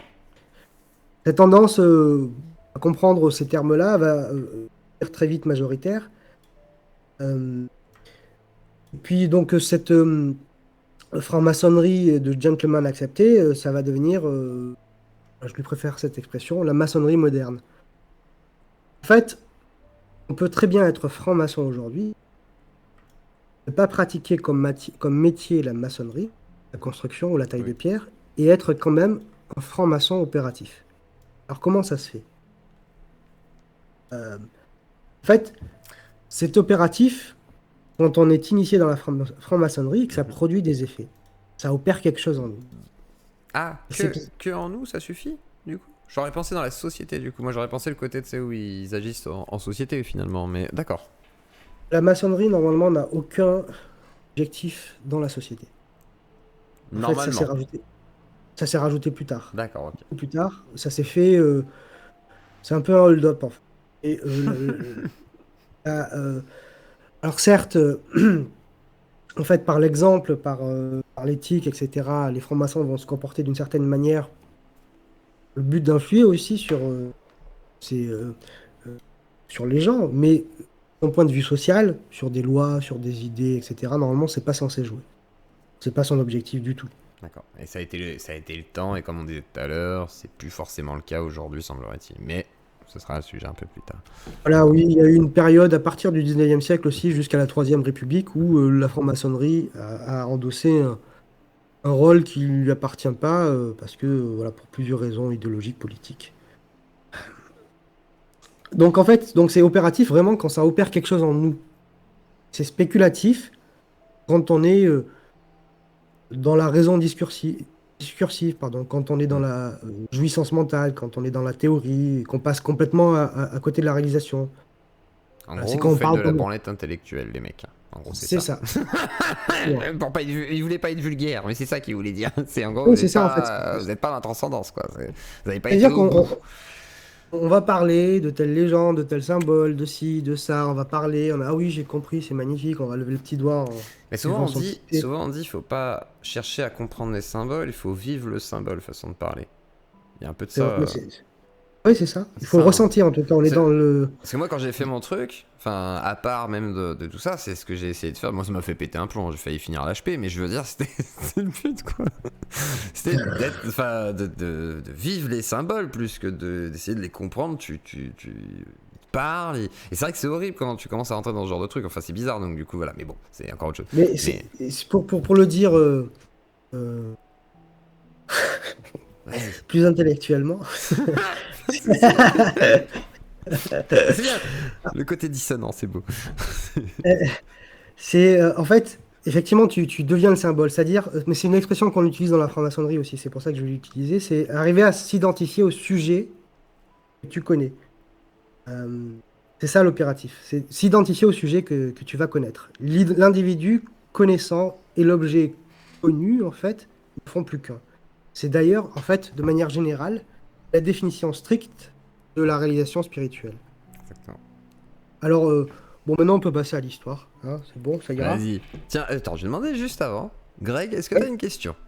Tiens, la petite intervention de Greg Tevillon. Là, il écoute religieusement. Tout à l'heure, je lui ai écrit par texto. J'ai fait, t'aimes bien? Il me fait, c'est génial et tout. Après, il me dit, c'est vrai que c'est peut-être un peu dense et tout, mais c'est intéressant et tout. Donc voilà, je lui ai demandé s'il y a une question. Comme ça se trouve, il écoute à côté, donc il y a peut-être un décalage. Je vais voir. D'accord, d'accord. On va voir. Est-ce que t'as une question, Greg? Ou pas du tout, ça se trouve? Bon, bah, il posera sa question. Tu nous sautes dessus, Greg, quand je vais poser des questions. L'histoire. Alors, comment que ça commence tout ça? La cooptation. Attendez, après la cooptation, l'histoire. Si on n'en est pas là, Cooptation. attendez, on se cooptera après, les gars.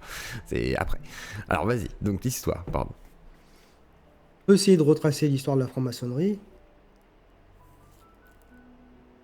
Pas rentrer dans le détail, parce qu'en fait, il faudrait, pour parler de la franc-maçonnerie, il faudrait des heures et des heures et des heures et des heures de live. D'ailleurs, dans l'historiographie de la franc-maçonnerie, il y a énormément d'encre qui ont coulé sur des papiers. Ça fait beaucoup écrire, et c'est vrai que c'est une histoire qui est très riche, qui est très changeante, qui a beaucoup évolué sur la forme, sur le fond. C'est assez particulier. Si on s'attache que d'un point de vue strictement historique, la méthodologie historique, ce sont les traces de l'histoire. Les traces de l'histoire qu'on a, ce sont les écrits. Et les premiers connus de la franc-maçonnerie, alors quand on a ces traces de l'histoire, ça ne veut pas dire pour autant que la franc-maçonnerie n'a pas existé avant. Oui, c'est les premières traces. C'est les premières pas traces. pareil. Donc les premiers textes connus, c'est ce qu'on appelle les Old Charges, les anciens devoirs. En anglais parce que voilà, ces textes sont anglais et écossais. Ce sont les textes fondamentaux, à 130 environ, dont le fameux poème Regius, dit manuscrit Halliwell, qui date de 1390, D'accord. et le manuscrit Cook de 1410. Ça, c'est pour l'Écosse. Voilà, pour l'Angleterre, pardon. En Écosse, il y avait les statuts Shaw, qui datent de 1598, et le manuscrit d'Édimbourg, qui date de 1696. Ça, ce sont les plus vieux. Ce sont des mises à l'écrit, donc, comme je le disais, il est fort probable que la maçonnerie existe bien avant ces dates, d'autant que, D'accord, au donc départ, c'est pas une tout légende, transmis. ça. Ce serait pas Non. une légende que ça existe depuis bien avant 1700 quelque chose. Ah non, ça existe au moins depuis 1390, si on en suit la méthodologie historique, c'est sûr et certain. D'accord. Et détourné à partir de quand, du coup? Enfin, à partir de quand ça commence à... Enfin, est-ce que c'est détourné déjà ou pas? Tourné, disons que ça devient moderne à partir de 1717 avec les D'accord. statues Anderson. Mais ça, on le Ah, donc verra. c'est ça qui est considéré comme la Enfin, ok, donc c'est la nouvelle maçonnerie. Parce que certains Ah oui, disent, soi-disant, que ça daterait de là, quoi. Donc c'est pour ça que c'est assez étonnant quand j'entends ça. Et il y a forcément des bases d'avant, quoi, largement. Et d'accord, mais ok. En fait, jusqu'à 1717, la franc-maçonnerie, c'est un art strictement de métier. Et en 1717, il va se passer des choses, il va y avoir des ruptures historiques, sociologiques, idéologiques, religieuses, etc. Il va y avoir une telle rupture qu'à un moment donné, l'art royal et l'art de métier vont se... En fait, l'art de métier va s'élever au niveau d'art royal en acceptant les gentlemen, en acceptant les gentlemen, sont acceptés, soit bourgeois, aristocrates, etc. Donc, en général, c'est la haute société. Mhm. Donc, en tout cas, il est probable que la franc-maçonnerie ait existé même avant ces dates, avant 1390, parce qu'il faut savoir que dans tout ésotérisme, la transmission est avant tout orale. Un temps, la transmission est orale et ensuite on met par écrit par crainte de perdre certaines choses. Ou pour concrétiser, formaliser un truc qui a commencé à exister de manière plus ou moins empirique, et à un moment donné, c'est bon, on est clair, on fait un On veut le le valider, faire. quoi. Ces textes, en fait, ces 4 textes que j'ai cités d'Angleterre et d'Écosse, ils ont la même structure. Une histoire des origines de la création du métier, que certains qualifient de légende. Bon, ça, on en a parlé tout à l'heure. Ça me semble un peu problématique parce que ces histoires sont symboliques. Mhm. Forcément, il y a des voiles dans ces textes, mythe en tant que symbole, et le réel se mêle, en fait. Euh, En fait, il n'y a rien qui est laissé au hasard, normalement, à la base. D'accord. Oui, c'est Et ça. Ils ont entremêlé le vrai et le mythe avec la symbolique qui est derrière pour l'initiation, en fait, mais par contre basé sur des faits réels quand même. C'est ça que tu veux dire. c'est pas forcément pour créer le faux, tromper, ou pour se créer une religion de toutes pièces, non, c'est pour ces histoires-là, en fait, elles sont pas à voir comme des pseudo-légendes originelles. Non, elles Oui, sont c'est pas plutôt comme à un voir. scientologue qui fait son histoire autour de. D'accord, c'est pourquoi, du coup. Elles C'est sont à juste- voir comme des symboles, en fait. Il y c'est a ça, quelque voilà. chose, tout est symbole. Il n'y a pas que les dessins qui sont Oui, les symboles. Le dates sont souffle, symboliques, etc. Machin. C'est ça que tu veux le dire. mot, l'écriture, le fait de parler, c'est symbolique. Oui. Alors, il y a surtout les Japonais, surtout les Chinois qui utilisent les idéogrammes, et l'idéogramme est un symbole. Donc, pour revenir à ces textes, ils ont la même structure. Donc, il y a, pour une première partie, avec le mythe originel, en tant que symbole. Ensuite, il y a ce qu'on appelle une éloge des 7 arts libéraux traditionnels qu'on retrouve dans la franc-maçonnerie. Ce sont les arts qui sont censés être étudiés. On a 7 arts libéraux. Alors, il y a un premier groupe d'arts libéraux qu'on appelle le trivium. C'est la grammaire, la rhétorique, la logique. Ensuite, le quadrivium, c'est la musique, la géométrie, l'arithmétique, l'astrologie. Je rappelle que l'astrologie, c'était l'astronomie telle que définie aujourd'hui, l'étude des corps célestes. Et le côté astrologique, Oui, c'est-à-dire c'était pas la divination. Voilà, c'est pas genre t'es bélier, oulala, t'as un tempérament de terre, tu es ancré. C'est pas ça. L'astrologie, en fait, c'est la compréhension du rapport entre l'univers et le corps. Le macrocosme et le microcosme, qui rappelle donc l'hermétisme, Tout ce qui qui est est en en haut, ce haut qui est en et bas. comme Mm. voilà. Ce qui est en bas et comme ce qui est en haut, c'est la phrase célèbre tirée de la table d'Emeraude. Hermès Trismégistre, voilà. Qui est sympa, hein, c'est un petit poème en fait, en façon de parler. Enfin, c'est un poème, c'est pas un poème, hein, c'est un texte bizarre, nébuleux, mais qui a plein de choses pour les hermétistes. En gros, c'est vraiment, ils trouvent des milliards de choses, voire c'est le texte principal. Voilà. Quoi. Ouais, bah, j'ai fait une vidéo sur l'hermétisme pour ceux que ça intéresse, sous forme de dialogue. J'en parle pendant 1 heure et demie. Et je crois que j'ai fait une partie 2 aussi, ou une partie 2. Donc je vous envoie la chaîne des Shadows. Voilà, je vous explique ce que c'est l'hermétisme. Et puis je pense que ça peut être intéressant parce que il y a pas mal de clichés ou pas, enfin, d'idées fausses. Ça pourra peut-être vous aider voilà, à percevoir un peu mieux ce que c'est. Et le vrai hermétisme, pas justement l'hermétisme qu'on vous vend dans beaucoup d'émissions modernes qu'on a eu il y a 10 ans, par exemple avec Grimaud, Björn Steenas et encore d'autres aussi. On est sur vraiment qu'est-ce que c'est la langue des oiseaux, par exemple, il en parle. C'est très intéressant parce qu'il va parler de la paronymie, etc. Et derrière, vous avez plein d'autres choses. Et tout à l'heure, on me demandait pour le wahhabisme. Alors pareil, il en parle. Du wahhabisme, de la déchéance du monde musulman, etc. Donc c'est sur cette chaîne, donc allez voir et vous trouverez plein de choses. Mais tiens, tu voulais dire quelque chose sur le wahhabisme peut-être? Non, il faut que je fasse ma seconde vidéo sur le salafisme d'ailleurs, ça fait 1 an et demi que je dois la faire. Tu vas être bien reçu, je crois. Ça va faire plaisir ça. Vas-y. Ouais. Et puis d'ailleurs, pour ceux qui ne le savent pas, parce que tout à l'heure je me suis présenté, mais si ça vous intéresse de savoir d'où je parle aussi, ça peut être pas mal. Et je suis musulman, alors ça participe pas trop de ce que je raconte, mais bon, voilà, il y en a qui peuvent être contents de savoir d'où je parle. T'es soufi ou pas, du coup? Alors, déjà, c'est une question qui se pose pas, mec. Ah, pardon, excusez-moi, monsieur. Excusez-moi. Non, il n'y a pas de souci. En fait, un soufi, il va jamais te dire qu'il est soufi. D'accord, S'il te dit qu'il est soufi, c'est qu'il est pas soufi. Soit c'est un grand maître, d'accord. soit il est pas soufi. C'est pareil pour un franc-maçon. S'il te dit qu'il est franc-maçon, c'est soit qu'il a été franc-maçon, soit que c'est un grand maître, sinon, un problème. De toute façon, les gens, ils disent pas qu'on n'a pas le droit de dire que telle personne En fait, est moi, on m'a franc-maçon. dit que t'étais soufi, de gens qu'on connaît en commun. Après, je sais pas, bon, c'est pour ça. Mais après, je veux pas savoir forcément. Mais en gros, on m'a dit ça. Voilà. Donc moi, j'étais persuadé que t'étais soufi. Voilà. C'est pour Si jamais je l'étais, je le dirais pas en tout cas. ça. D'accord. Euh, Comme un bon maçon. Pardon. Ou comme quelqu'un qui n'est pas soufi. Enfin, Ou quelqu'un qui n'est pas soufi aussi. C'est ça le pire. C'est ça qui est horrible. Contre, Donc on peut pas savoir. Mais en fait, dans cette question-là, t'as toujours l'impression que le non veut dire oui, en fait. Donc c'est piégeux. le oui veut dire non. Mais je Voilà, sais pas c'est quoi ça. dire. Mais après, les gens, ils font ce qu'ils veulent. Mais par contre, je suis musulman, orthodoxe, sunnite. Pour ceux qui connaissent de fiqh shafi'i. Et, Merci, de, Méchoui. Merci, Kamikaze. et au niveau théologique, c'est Ash'ariya. Voilà, c'est très orthodoxe en fait. Comme ça, ceux qui veulent chercher, ils cherchent. Donc j'en reviens à cette histoire d'approche astrologie-astronomie, entre guillemets. Elle est valable pour les autres arts en fait, ce que je te disais par rapport au symbolique.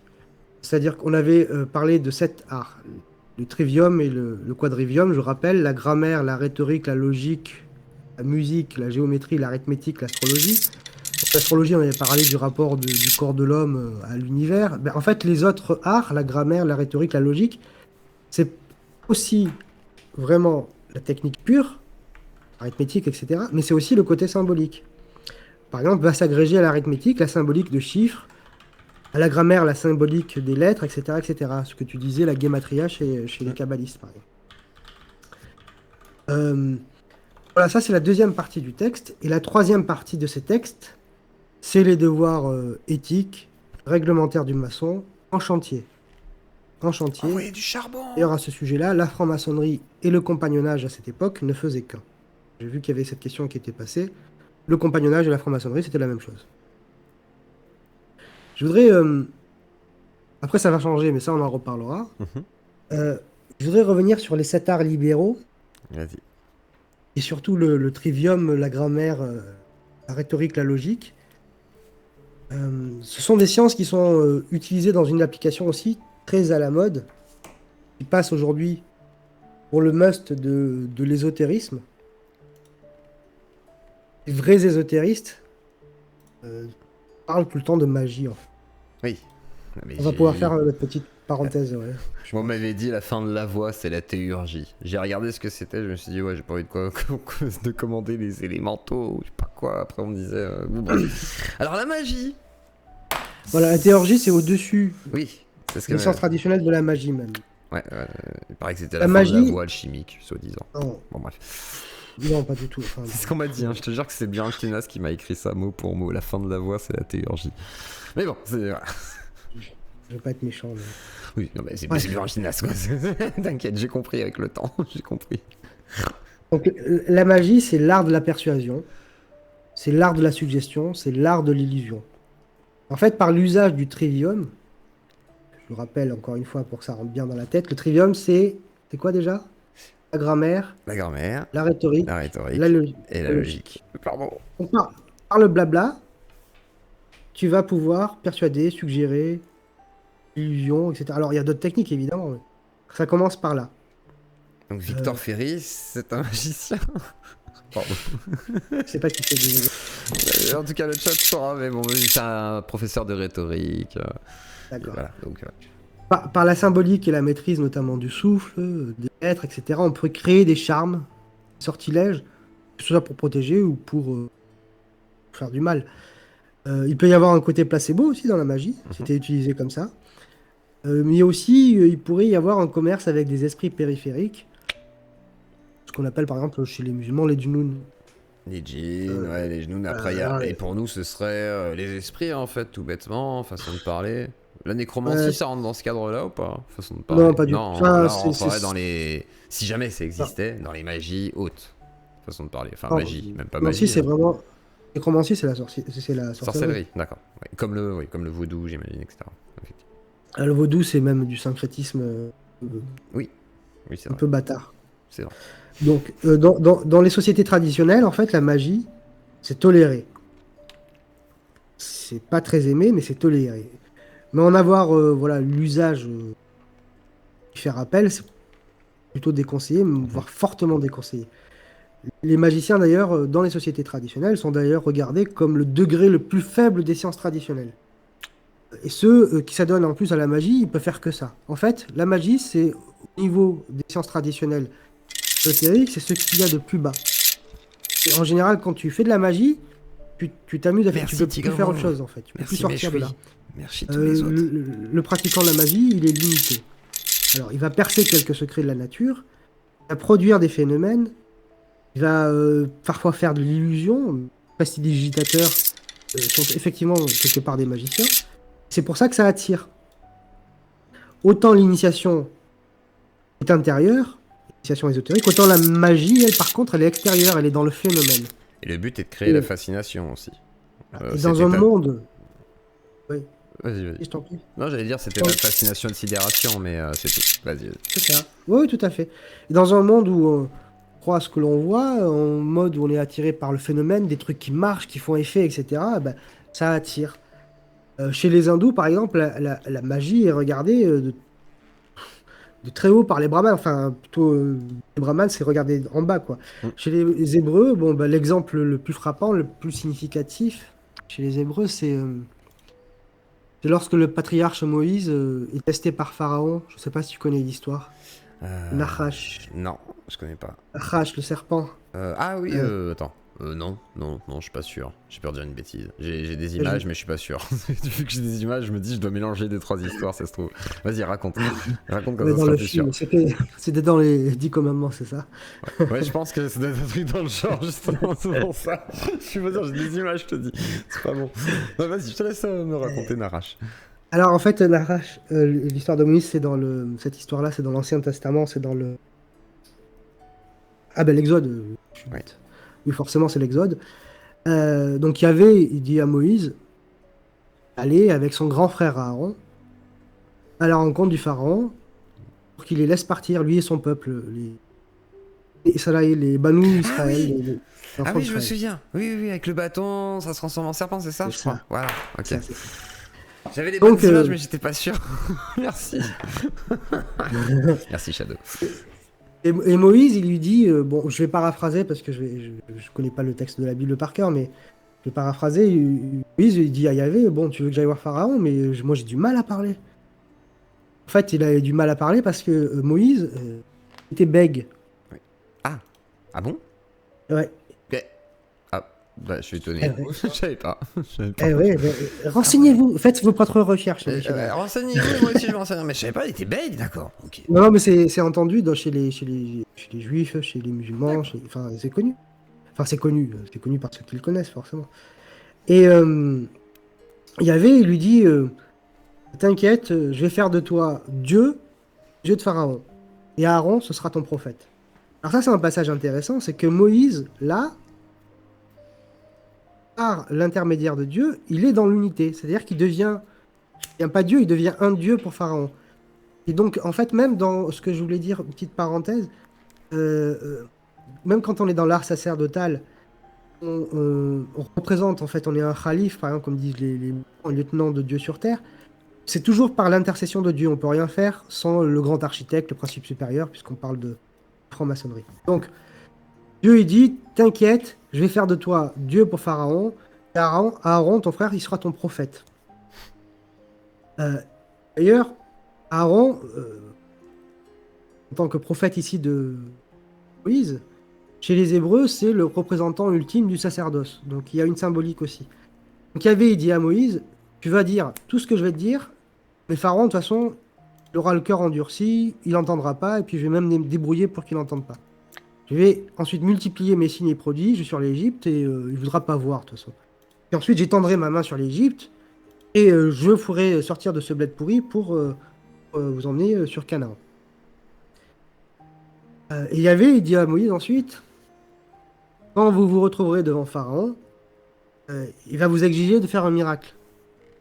Alors toi, Moïse, qu'est-ce que tu vas faire? Tu vas dire à Aaron, jette ton bâton. C'est pas Moïse qui le jette, hein. Moïse, c'est Dieu, en fait, dans l'histoire. Moïse, il dit à son prophète, jette ton bâton devant le Pharaon. Et ce bâton, il va devenir un serpent. Et c'est ce qui va se passer.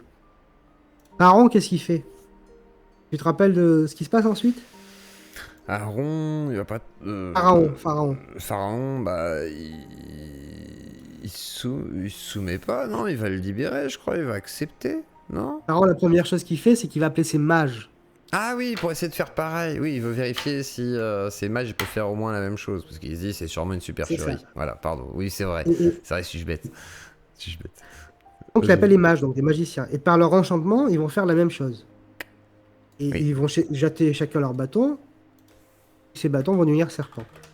Celui de Aaron va manger tous les serpents des magiciens. En fait, sur la symbolique de cette histoire, je pense qu'il n'y a pas besoin de faire un dessin. C'est-à-dire que voilà, celui qui est dans l'art sacerdotal est largement supérieur au magicien qui est en fait qu'illusion, en fait. Il y a aussi dans le Nouveau Testament, évidemment, l'histoire des rois mages. Les mages, on le dit souvent, ce sont des magiciens qui, par leur science et une prophétie sur suivent l'étoile du berger et en Galilée. Hein. et comme dit comme il est dit dans l'Évangile selon saint Matthieu, Matthieu, je me rappelle la phrase. Attends. Nous avons vu son étoile en Orient et nous sommes venus pour l'adorer. Nous avons vu son étoile en Orient. Nous sommes venus pour l'adorer. Alors déjà là, le terme Orient, il est particulier. On parle de franc-maçonnerie. Ils sont venus pour l'adorer, en parlant du roi des Juifs à naître, donc de Jésus. Donc ils ont une connaissance de la nature, l'étoile, etc. Et une fois arrivés près du nouveau-né à Bethléem, ils lui offrent, ça c'est important aussi, l'or, la myrrhe et l'encens, qui comportent des symboliques alchimiques très fortes. Et sur l'alchimie aussi, bon, on viendra.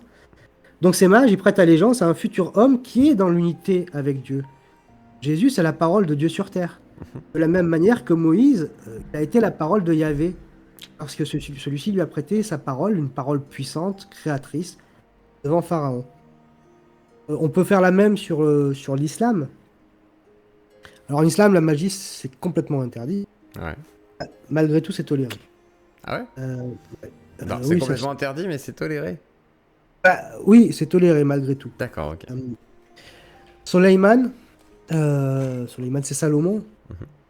Là, l'histoire forcément nous intéresse par rapport à la franc-maçonnerie. Salomon, c'est un gros symbole de la franc-maçonnerie aussi. Hein. Salomon, constructeur par excellence notamment.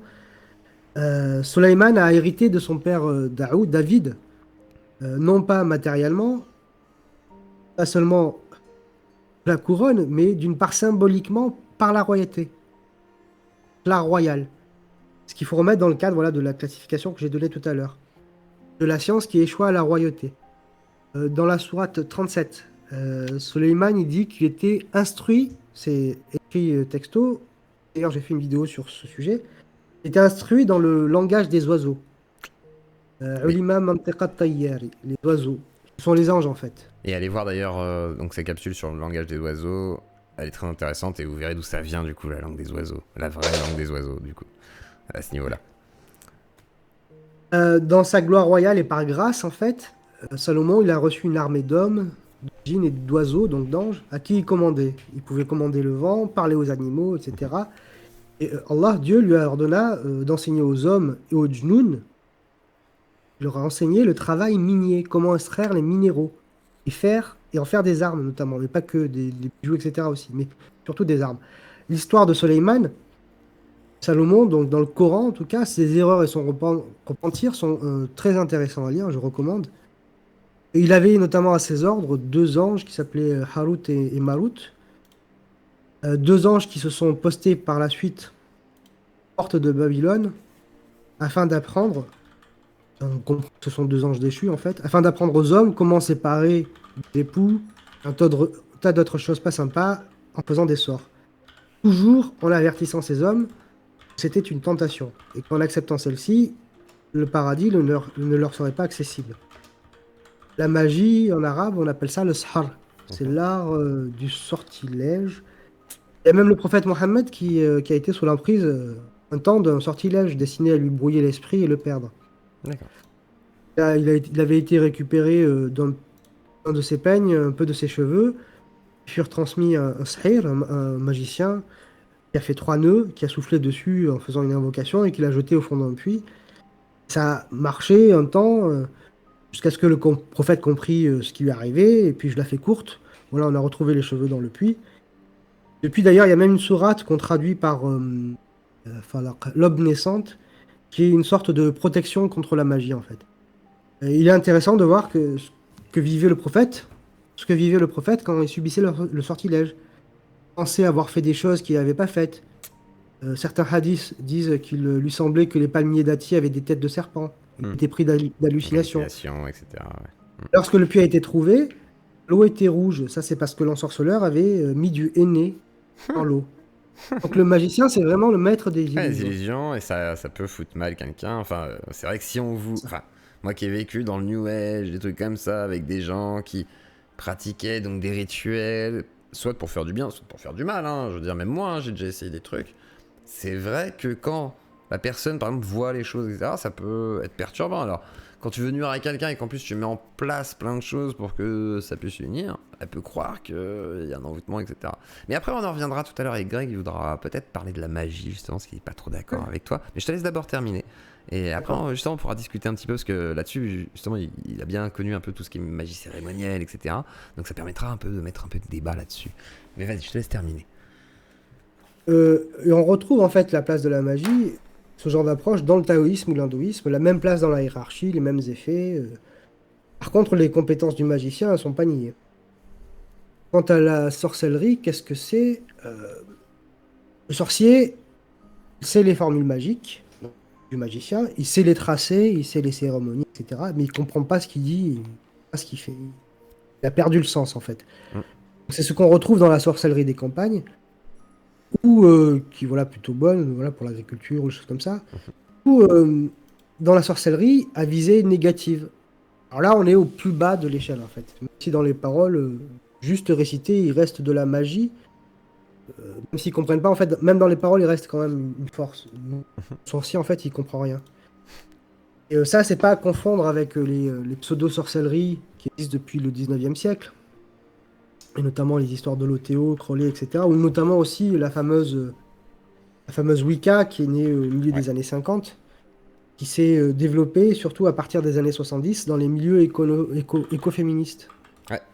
Très féministe. Et alors, moi, à chaque fois, je vais dire le féminin sacré pour faire. C'est pas vraiment un lien. Hein. En vrai, le féminin sacré, on est plus sur le tantra, les conneries comme ça, les magies un peu sexuelles, ou je sais pas, enfin, pas les magies sexuelles, mais les rites, enfin, tout ce qui est lié un petit peu aux chakras, qui sont liés aux chakras racines, tout ça, tout là. Et après, il y a d'autres trucs. Mais ouais, il y a un courant très. Alors, un jour, on fera peut-être une émission là-dessus, parce que moi, je veux le faire, mais sur le néo-progressisme. Et la dérive New Age qu'il y a derrière, voire peut-être sectaire sur certains aspects, parce que ça me brûle les lèvres. Mais bon, je suis pas assez, voilà, je suis pas assez carré sur le sujet. Mais un jour on va y venir. Un jour on va y venir, je vous le promets. Great Awakening. J'arrive pas à parler anglais. Great Awakening. Ouais, j'ai réussi à le dire. Je suis fort. Great Awakening, oui, c'est voilà. ça. Bien vu. Parle mieux anglais que moi. Alhamdulillah, alhamdulillah. La Wicca, en fait, c'est un système poutraque C'est le mec. C'est un système foutraque entre mythologie gréco-romaine, pratique druidiste. Bon, alors le druidisme, on connaît quasiment rien, donc bon, je sais pas comment ils font. Mythologie. Ouais, c'est Ils vrai se en plus. réunissent avec des petites fleurs, ils sont avec. Tu sais, genre, ils sont pires que les alchimistes. Au moins, les alchimistes, ils essaient de récolter de la rosée, tu vois, ils font des trucs bizarres, ils font exploser des maisons, mais. Bon, bref. Alors, pas tous, hein, la plupart, ils font rien. Ils sont là, ils regardent des livres, ouais, j'ai compris les symboles. Bref. Mythologie slave, Hmm. mythologie nordique, avec un côté paganiste, forcément animiste, avec les esprits des forêts, etc., etc. Et puis il y a deux Ça revient déités, beaucoup, la ça. déesse mère, qui symbolise l'énergie féminine, la nuit, l'eau, Hmm. la fertilité, puis le dieu cornu, et qui lui a disparu progressivement au profit de la déesse mère, parce que c'est un mouvement qui est devenu très très très féminin, avec un mélange en plus de réincarnation, de soi-disant magie, avec des sabbaths calqués sur d'anciennes fêtes celtes et germaniques. Ça se veut proche de la nature et des éléments. Et puis ça se veut en plus la résurgence d'une ancienne sagesse naturelle, libertaire, féministe. Au Moyen-Âge, les femmes étaient féministes, bon bref. Interdite par un ca- un catholicisme assassin. Les sorcières étaient brûlées, etc. Bon, Le marteau des déjà, sorcières, le voilà, Maleficus, Maleficarum, je sais pas quoi, là. ça, exactement. Bon, déjà, c'était pas que les sorcières qui étaient poursuivies. Oh, En loin de plus, là, dans les ouais. véritables. Voilà. Et en plus, dans les véritables cas avérés, parce qu'il y a quand même, c'est vrai, on peut pas le nier, bon, ben, ça avait rien à voir avec la sorcellerie libertaire féministe d'aujourd'hui. Sorcière dite Wiccan, ou celle qui évolue sur les réseaux sociaux, notamment la grosse mode là, c'est sur TikTok, c'est ça, je crois. C'est ça, ouais. Comment on appelle ça déjà? Les TikTok, je crois. Je sais pas. Des witch talk, putain. Ouais, ouais. Bon, ben ça, c'est du gros n'importe quoi. Oui, oui, Ce sont clairement. des. Ouais. Ce sont, voilà, En fait, c'est un on dirait, Oui. on dirait, tu sais, les séries télé là qui parlent de magie, quand on s'appelait Charmed en fait, quoi. C'est un peu ça. Ouais, C'est... ouais, c'est ça. Et puis c'est avec l'esprit. Bon, déjà, c'est un esprit très adolescent quand même. Pseudo-rebelle. Il y a des raisons sociales derrière, idéologiques, grégaires, voilà, pseudo-rebelles, bon, voilà, qui expliquent ce type de phénomène. Bon, euh, j'ai un exemple précis dans mon entourage d'une femme qui est passée par diverses pratiques militantes, très engagée, nucléaire, la nature, le zéro déchet, l'avortement, le cycle menstruel, la pilule, les droits de la femme. Elle faisait plein de conférences, elle en a même fait elle-même ensuite, bon, qui a lu le best-seller Mona Chollet, Sorcière, et qui maintenant se revendique sur la forme sorcière, et qui même achète des livres pour pratiquer quelques rites chez elle. Sur sa bannière Facebook, il y a Je suis sorcière, enfin bon. Il y a une mode qui va, et par définition qui va passer, mode à se revendiquer sorcière, c'est-à-dire, c'est ça quand on regarde en fait la classification des sciences traditionnelles, la sorcellerie, c'est le niveau zéro des connaissances métaphysiques. C'est-à-dire que ton modèle, c'est un moins que rien, quoi. Vaut mieux être juste ce qu'on a appelé un laïc, c'est-à-dire quelqu'un qui pratique sa religion, pas plus, que quelqu'un qui soit dans la sorcellerie, en fait. Et c'est pareil chez les hommes, en fait. Hein. Bon, je parlais des femmes. Pas de sexisme, hein. C'est pareil chez les hommes. Et je parle même pas des pseudo-satanistes. J'ai reçu un Euh, cannibale, hein. voilà, qui ont pêle-mêle une attirance pour les meurtres et les meurtriers, qui sont peut-être même passés à l'acte, qui lisent Crowley, qui ont fait quelques pratiques, qui sont les, je sais pas moi, sang ou je sais pas quoi, qui écoutent du black metal, qui ont eu une expérience, je sais pas, voodoo, et qui se laissent pousser les cheveux et porter de longues vestes en cuir noir. Bon, Oui, ça te convainc pas, quoi. Tu trouves c'est que au pas niveau de des. l'expérience métaphysique et même transcendantale, pourquoi pas, c'est ras des patates. Mais alors tiens, on va ouvrir C'est le un débat phénomène, parce que c'est un phénomène de mode en fait. alors tiens, on va ouvrir le débat un tout petit peu. On va se le permettre, quitte à du coup lundi bien reprendre tout aussi, mais il y a Greg qui n'est pas content. En même temps, c'est son nom, je suis pas content, donc c'est parfait. Il a pas les cheveux longs, il est pas sataniste, mais il connaît Crowley. Il a fait un peu de chaos et tout, donc je pense qu'il est pas d'accord. Et même je crois que sur les Wicca, il était pas trop content quand t'as dit, voilà, c'est du n'importe quoi. Donc je crois que je vais laisser ouvrir donc son micro pour qu'il puisse intervenir un petit peu. Comme ça, on va avoir un peu de discussion aussi sur le sujet.